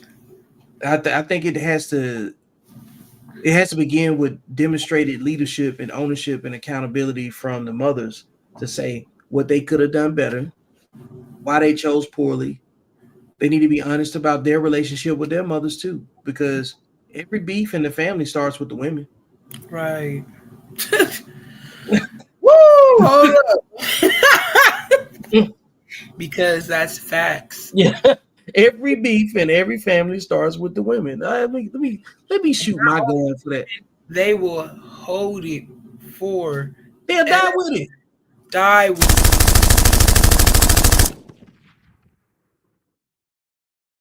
You heard that woman on that clip said her grandmama had sex with the wrong man, and that wasn't her father, her grandfather. She don't know both her granddaddies. Crazy. It's insane. You know what I'm saying? So like, when are the mothers going to take the ownership and responsibility that comes with the flex of them being a mother? Right. When your accountability matches your flex, then we'll have different outcomes, because they love flexing about they do it all, they do this and they do that, but your children don't respect you either. And the thing is, they're just pacifying you right now. Absolutely. When they find out that you just ordinary and you ain't no different than somebody off a Backpage or Craigslist or wherever they done been before, because they're gonna grade you on your behavior. They're not gonna grade you on your title. Man, that's the truth. That's the truth. And I think a lot of Black moms, your children lose respect when they start seeing. No, I think it's honest, actually fair for a lot of Black adults to see your parents as human, because I think that's when you start to understand a lot about yourself, about them, about, just I personally, I've always spoke to my parents. I want to know who I am, and you ain't gonna get the story if you don't hear it from the horse's mouth. So I think that, a lot of Black youth, you got to go find your daddy. You got to find his story, even if it's true, even if everything your mom said was true, because that's a lot of that does exist, it'll help you like understand that, like, I'm my father's child, but I'm not my father, Yeah. Like, it's finding that information out for yourself, because your mom is already giving you, what do they always say? Remember that the game we used to play telephone? Somebody could tell you something, and then by the time it come back, that's not what nobody was talking. It's not what nobody was talking about. She's giving you a first-hand account, but on them second-hand feelings. You know what I mean? Yep. Like, your mom is gonna always give you the skewed and the worst version of your father, omitting everything she did to get him there. You know what I mean? Because Black women, we do a lot of this, and we know how to push them brothers' buttons. You know what I'm saying? Yep. Man. We know how to castrate our families and how to castrate our men and how to separate our families and keep our children from their parent, from their other parent, from their father, because our mouths. Then we wonder why, our boys and our men, we wonder why they have the highest rate of taking their lives, because we weaponize their vulnerability. When they do have the courage and the bravery to tell us and open up, it's only so we could put it in our notes in our phone, noted, and it's only it's only loaded for the next fight. It's not because you cared. It's not because you was gonna solve a problem. It's not because you was offering support. It was so that you could weaponize everything your man said. Yep. And because you're only listening to respond, and that's exactly what it is. It's the art of listening. It's listening to respond, right? And they've turned it into a method of communication that kind of I guess they're using it to say that they're standing on business in some kind of way, some way, shape, or form. It's being put out in a way that is not healthy, and it's not conducive to solving a problem, because they don't really care about solving the problem. They care about deflecting and tap dancing around it and preserving the status quo that gives them the most leverage to withdraw and always be able to say it's the other person's fault. So that's why they choose a lot of these weak men. A lot of you argumentative men are always going to lose with women like that. That's why I keep telling men you shouldn't argue with women. You know what I'm saying? Replace her. Just don't reproduce with her. And for the women, stop choosing argumentative men, because that make your coochie tingle. Because I know what it is. Because you think with that box more than you think with the rocks in your head. Right. You think with the box, not the rocks. Like, it's the truth. And we don't want to be seen so low down. We don't want to be seen like we just for the flesh. We are, a lot of us is for the flesh. A lot of us is for the flesh. A lot of us will mess up our family to chase a thrill with somebody else instead of watering our own grass. And we project that onto our men, because the same way a lot of black women think that all black men cheat, y'all only say that because y'all got 2 black men in your inbox for the back pocket for when your man piss you off. And let's be honest, not saying that's going to always lead to sex, but it's the door that you let be cracked for years. Man on his knees proposing, you still got the door cracked. You know what I mean? This is off topic, but it just reminds me of Soul Food, the movie. You know, it's just one scene. Remember when Bird and Lim was getting married, right? Right. Played by Mekhi Phifer and Nia Long. Yep. She in the bathroom crying because he got his ex up there and she, dancing with him and everything. But then Simi Well just come for you. You know what I'm saying? Yeah, come on now. Your ex there as well as his ex. As a grown woman, it blows my mind. But those types of situations, like I said, like you're upset, you crying in the bathroom, the same way Big Mama condoned your sister stealing your other sister's man. You know what I mean? Yeah. We don't talk about that either. Man, look. It's a lot of foolery, and it's a lot of hidden agendas, and it's a lot of secrets. And we talking about from Big Mama to aunties, all of them protecting that black woman's virtue. It's really self-hate. Mm-hmm. And it's inherited dysfunction. It is it's bullying. It's authorized trauma, man. It's like you're really doing the same work that white men and powers of white supremacy did. Right. Now, I understand that those things exist, but we're talking about self-control right now. But we can't deal with the bigger problems until we deal with self-control. You have to fix within you first before you can fix your house. And if you don't fix your house, then you don't have a community. So that's why you got so many broken homes. You got mismatched daddies. You got different psychological upbringings being, allowed to have placement and access to children that are very malleable. And then in place of that, even if you're not doing that, you're letting electronic devices raise your children. And then in the midst of all of that, the people that get left behind the most, that impact the community the most, are the boys. Right. So they become your neighborhood terrorists, And absolutely. It's a trend right now. The environment that created someone like that. For that thought. We're so oblivious to the realities and perspectives of what young boys and men are going through. You don't get it that for many men, they don't see feminism. Doesn't matter if they don't have the great working definition of it. Their experience of all these people who claim that identity. You don't actually care about equality. That's a woman advocacy movement, or at least was up until recent debates about who can or can't be a woman. But prior to this debate, it's always been, for many people, and particularly many men, it's more so a women advocacy program, which is totally fine. But you cannot say that you care about men and that you're advocating for equality. And I'm going to list these things off, and I wrote them down to make sure I don't forget it. You don't care about mandatory paternity tests. You don't care about paternity fraud. You don't care about male suicide rates. You don't care about equalizing hard, laborious jobs outside. You don't want to equalize that. You don't care about what happens to people that are falsely accused, which is almost always exclusively men. You don't actually care about the declining school performance, the rise in ADHD diagnosis, and the psychiatric medication that comes from it. You don't care about the lack of homeless shelters for men. You don't care about the weaponization of the family court, the equal custodial rights, reproductive say for men, reduction in child support and alimony, pathologizing of just men and masculinity in general, negative attitudes towards even men that want a nuclear family. You don't think or care about any of these things.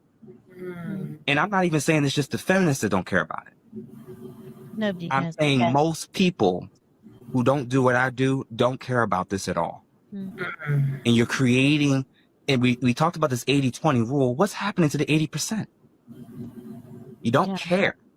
Not good. And the beauty is if I just get the man I want, if I just get the partner I want, if I just I don't care about what's happening with men.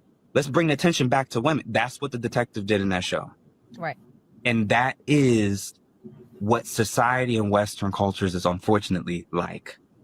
Most people only care about males or boys or men if they are their brother, their son, or their father, or their uncle, or their close friend. This society, in the quest to be fair to women, to improve their rights, allow the worst representatives to take it to its furthest extreme. Right. When we talk so much about misogyny, most women can't tell you what the term is for a strong distaste and hatred for men. What's the term? What's Misandry. the misandry? Being a misandrist. Most men's experiences that we keep labeling as incels, we keep labeling as misogynists. Their experiences in coworker situations, in the schools, dating, on dating apps, is that a lot of women are either misandrous or they're so reductionistic of men that if you don't have the money, you have no say, and you need to shut up. And even if you do have the money, it's happy wife, happy life once I'm in your life. My man was cooking. He summed it up. Like, honestly, he summed it up. And, you know, it gets worse for black men because a lot of brothers they just hardworking brothers. And, you know, 9 to 5 is not good for a lot of black women who clock in 9 to 5. You know, they want a ghost from power. Like, that don't exist. Yeah. Like, and the thing is, that right there, what you're talking about, they clock in 9 to 5 and, you know, just like the men. But this is about being complimentary instead of competitive. Right. Complimentary is, like I said before, instead of, see, let me give you a good example of that. Competitive is, what do you bring to the table? Complimentary is like, what can I take off your plate? I'm already at the same table. Absolutely. What you got over there? You don't like that? I like that. You know what I'm saying? I'll trade you the cheesecake. Like, we at the lunch table in the cafeteria. You know what I'm saying? Like, you want an extra milk? I don't drink milk. We figured this out when we was kids. We figured this out multiple times. Because it's a social experiment. We don't even know how to be nice to each other anymore. We think that somebody else's opinion is an attack on us, and it's crazy. Because you can't tell me, but women are trying to tell men that we don't see what we're looking at. But at the same time, if we choose the wrong woman, they say you should have chose better.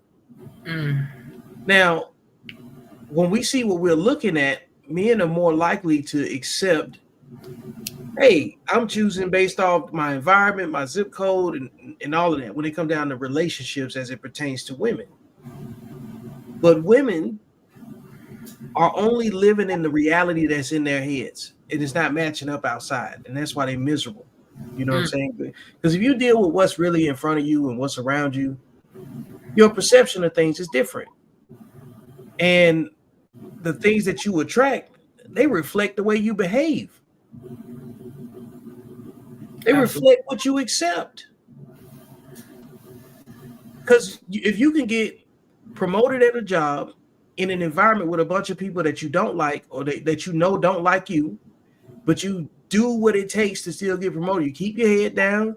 You avoid unnecessary competition, unhealthy conflicts with people. You somehow figure it out. Because the incentive is, you know, worth it. It's clearly laid out. But you know what you want to have in your personal life, and you want men to provide that for you, but you don't want to meet the requirements that the man has. Or that's if the man got the bread. You know what I'm saying? You still don't want to meet up to what he got. You want him to retire you. Mm-hmm. And then there's a guy that actually meets up with your reality, and then you give him the hardest time and make him work the hardest to get the least out of you, just so you can, make a decision off of however many other guys you got, you know what I'm saying, in your friend zone. and still end up fumbling anyway. And that's why I say, man, women will end up making a baby with the wrong man before they make a sandwich for the right one. Because like that guy is in the inbox, you know what I'm saying? And all you got to do is go to therapy. You need to break that bond of expectation that you got from whoever put it on you, because that's really a curse on you. Expectations from other people are a curse. Right. Think about that and like let that really digest. You know how when people say, oh, they put a curse on them, put a hex on them, you know what I'm saying, for the people that is in the spiritual space and talking all that hoodoo stuff and everything, that's cool. But an expectation does the same thing. If you're trying to live up to somebody else's expectation, when do you get to live up to yours? Right. When do you get to create honest expectations about yourself and then deal with that? When do you, until you tell your mama, no, I'm doing it this way or whatever, you know what I'm saying? Like, you can't have the least amount of resources and think you can make the rules. Make decisions based out of your resource palette, not off of anybody else's participation. Right. That way you can tell somebody, shut the hell up and get out your business. But if you constantly need assistance and resources from the very people that's putting their expectations on you, you ain't gonna never break free. Right. And the more we talk about this, the more women sound like people that left home too soon and they couldn't afford to be outside. The more and like this whole thing about, well, women make more money than black men, we still all black and we still don't, we still in the bottom of the economic food chain. So making $5,000 more than somebody else is, you still broke. Right. Right. That's the truth. It's just the truth, man. So like we're not being honest about this situation at all. Appreciate that, Deanna. I like the way you picked it up. That's how you know we got people listening right now. You know what I'm saying? Look, Deanna over here cutting up in the comments. Appreciate you, Mark Harrison, for tuning in. Can't teach you anything, don't argue with her, just leave her alone. Yeah. For what? For what? That people hand dogs off to the shelter the same way. Yeah, come on now. What Jessica at? Jessica always in here. The power women have over children needs to shift. Yep. Said they need to speak to their kids and be honest in their emotions. Realize that their children are people. I learned from my parents being apart that people are people, and it's imperative to know that no one is perfect. Understanding this is imperative to healthy relationships. Yep. Because I want to also say in the nicest way possible that a lot of women don't know what kind of damage has really been done to them by their mothers. They have no idea, because like, think about it, right? Let's just say you got a woman that's a single mom, and then she has a daughter. Daughter becomes a teen parent. They didn't get a chance to grow up and understand this conversation that we're having without the responsibility of now raising another child. Then they raise a daughter. And then the only parenting skills that this teen mom has is a mix between being a child herself, who's been raised by a mother that probably had her when she was a teen, and her mother was probably getting abused in some kind of way. And so they've only handed down psychological trauma and burdens and distrustful men. At some point, men have been bred out of the psychological maturation process of the household, because it's no different than like if I ask you, hey, Queen Smoke, can you watch my dog? You know, and you say, cool. Even if you don't have a dog, you understand that it's a dog. But what happens when I pull up at your front door and that dog is actually his name and it's a seal? You know, I said, hey, can you watch my dog? Hey, that's my dog. You know what I'm saying? But he's a seal. I didn't give you enough information, and that's the way I talked about lying by omission, being intentionally, you know what I'm saying, muddy in the waters. Is always somebody else's fault. We've never heard about Black women being wrong. That's what this conversation is really like. This entire thing, the Black mama effect, because mama ain't never been wrong. She did everything right. She did the best she could. So that's what all of this is. So being honest about emotions and all of that stuff, that's what ideally needs to happen. What we're talking about is the utopia that needs to take place. You know, so understanding that there is a utopia out there that can be reached, but it's got to happen with the few people that you know. They got to be honest with themselves first. So I'm scared to date women with children. If the kids accuse you of something, you didn't do your life. Yeah, your life. Yeah, absolutely, Dion. Hey, don't play no games with that. This ain't the time to be even halfway in that, because the kids can lie on you. These kids will lie on you. They don't have to put up. They trained to go by their mama. Yeah, they trained to go. You know what I'm saying? Trained to get you up out of here. And here's the other part too, right? On that, when you see someone that was falsely accused of something get released from jail after doing a crazy stint in time, what color is that person? A Black man. All right. So it don't happen to nobody else. Not if it does, we don't see it. When's the last time you seen a woman get falsely accused of something? I haven't. Not that I could think of. I'm gonna have to dig. Yeah. Again, falsely accused of telling the truth. Teach your children emotional intelligence, but you have to have it to teach it. Yep. Look, that's why I talk so much about emotional discipline, because you have to sit still. Everything dealing with time, understanding, patience, anything that's good that produces a desirable outcome does not happen without discipline. So everything that you want more dominion over, put discipline behind it. I want to eat better. Food discipline. You know what I'm saying? Sleep discipline. Put discipline behind everything that you want more of. And you will have a better opportunity at sitting still and then thinking about what you need to do. You know what I'm saying? So discipline is part of meditation. Isolation takes discipline too, because you can always get up and go and just go fake mingle and fake care about everything. But to achieve emotional intelligence, that will not happen without discipline. And a lot of people confuse and conflate being emotionally expressive with them being emotionally intelligent. No, you're retarded. Because like you're acting, you got the accountability of a child. Because no adult should be acting out the same way that their children act out.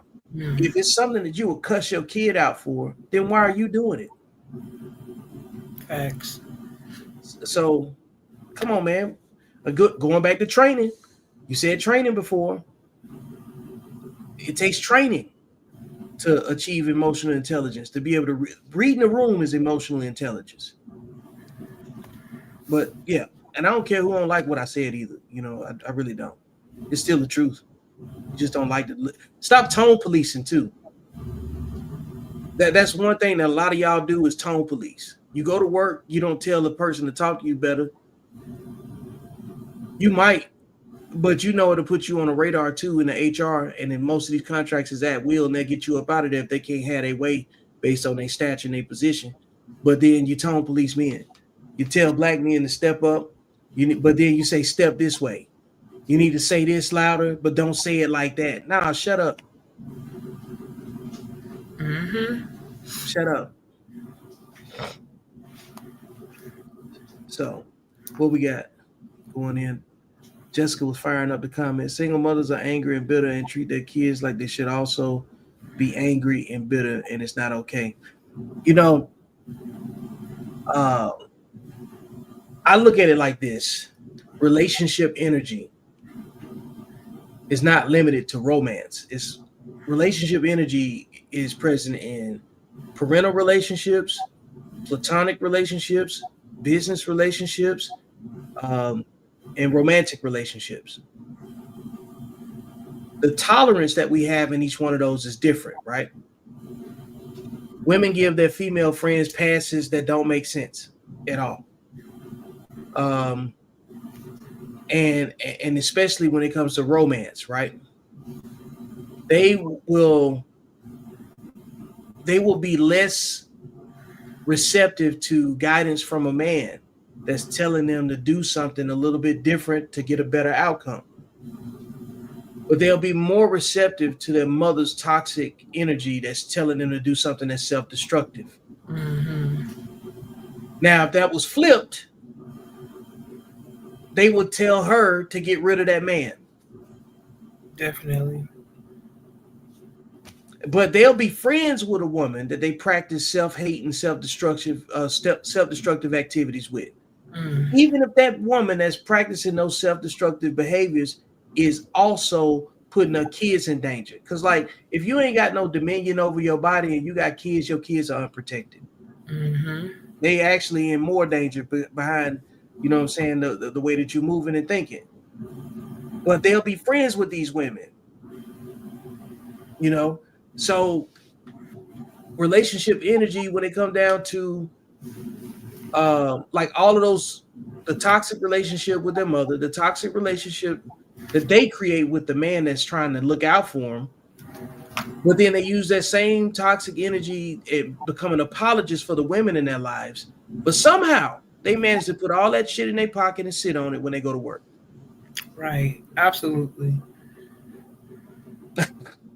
So that bitterness that they have on them kids, the kids get dumped on from trying to manage all of that negative energy that ain't real. It ain't even honest. It's self-hate. And we need to start calling it what it is, because ain't nobody going out of their way to hate us. We're doing it to ourselves. Well, the people that fit the behavior are doing it to themselves. So I can't say it enough, you know, as it come down to it. It's like the self-inflicted wounds hit the hardest. Right. And that's why, like, it sucks so much that when we talk about this, it feels like bashing. But no, this is stage 4. And you don't want to take the prescriptions and you don't want to do the self-work. Well, now the only way we're going to be able to address it is we build a platform off of it and run our mouths about it. Right. Because we're tired of having to deal with the ambiguity of being lumped into everybody's category. So much so that you got cruise lines changing policies. And you can't blame men for that, because they talking about fans and everything else. So that ain't got nothing to do with dudes, okay? The effeminization of men is such a big deal, but it only comes up though when women are dating. But you don't understand, but you don't want to talk about, well, where did these effeminate men come from? Who raised them? Right. And then the next thing is, well, why you blame the parent that stayed? Nobody blaming you. You still need to take ownership of the fact that you produced an effeminate man. This ain't about blame. This is reality. We ain't got time to keep dealing with the deflections on this stuff if you really want to solve the problem. If we were in a classroom and one student keeps disrupting the class, what do we do with the one student? Do we stop the class to answer that one student's question every time? Nope. Well, what about this? Well, what about that? Right? Let me give you a couple options. You write down your questions and hold all your questions to the end of the presentation. And then throughout the course of the presentation, you take notes and you might answer your own question. Then the other option is get the hell out. Right. In a discussion. You know what I'm saying? Because if you don't want to fix it, then somebody has to. These other superficial terms that don't have any depth, like when women say, well, men are supposed to be protectors and providers. No, husbands and fathers are protectors and providers. Everybody else is a trick. So you guys are dating men, and you know what I'm saying? You're dating tricks and then expecting them to be protectors and providers. Mm-hmm. No, nobody, like, just like women ain't giving out no free nurturing. There ain't no random women just standing outside. Hey, you want a hug? You want to tell me your problems? You know what I'm saying? Some random head. Ain't nobody doing that. Mm-hmm. No. We need to get back to what definition. This is why definitions are important. This is why women are running around on balloon pop shows trying to find a husband. Are you a protector or provider? Shut up. That's your daddy until you meet the criteria for some man to marry you. Mm-hmm. The only protectors and providers are husbands and fathers. Man, take that with you. Like, I'm not playing about that.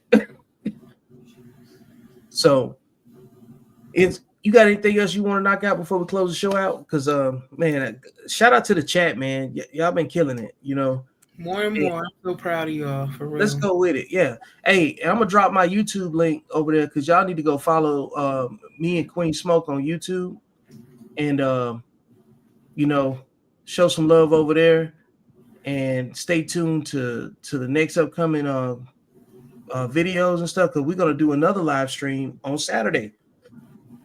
It's already plugged in, so I want y'all to show up for that too, because I really appreciate the engagement. Well, what you got, Queen Smoke? I don't got anything further for now. I What? got more Saturday. Trust me. Okay. Yeah. All right. Okay. I'm loaded to already. I feel like we on we some prosecutors right now, and day one of examination of evidence. Right. But no, I greatly appreciate the participation and anybody that tuned in and stayed with us the full stream. And hey, man, see you beyond the algorithm.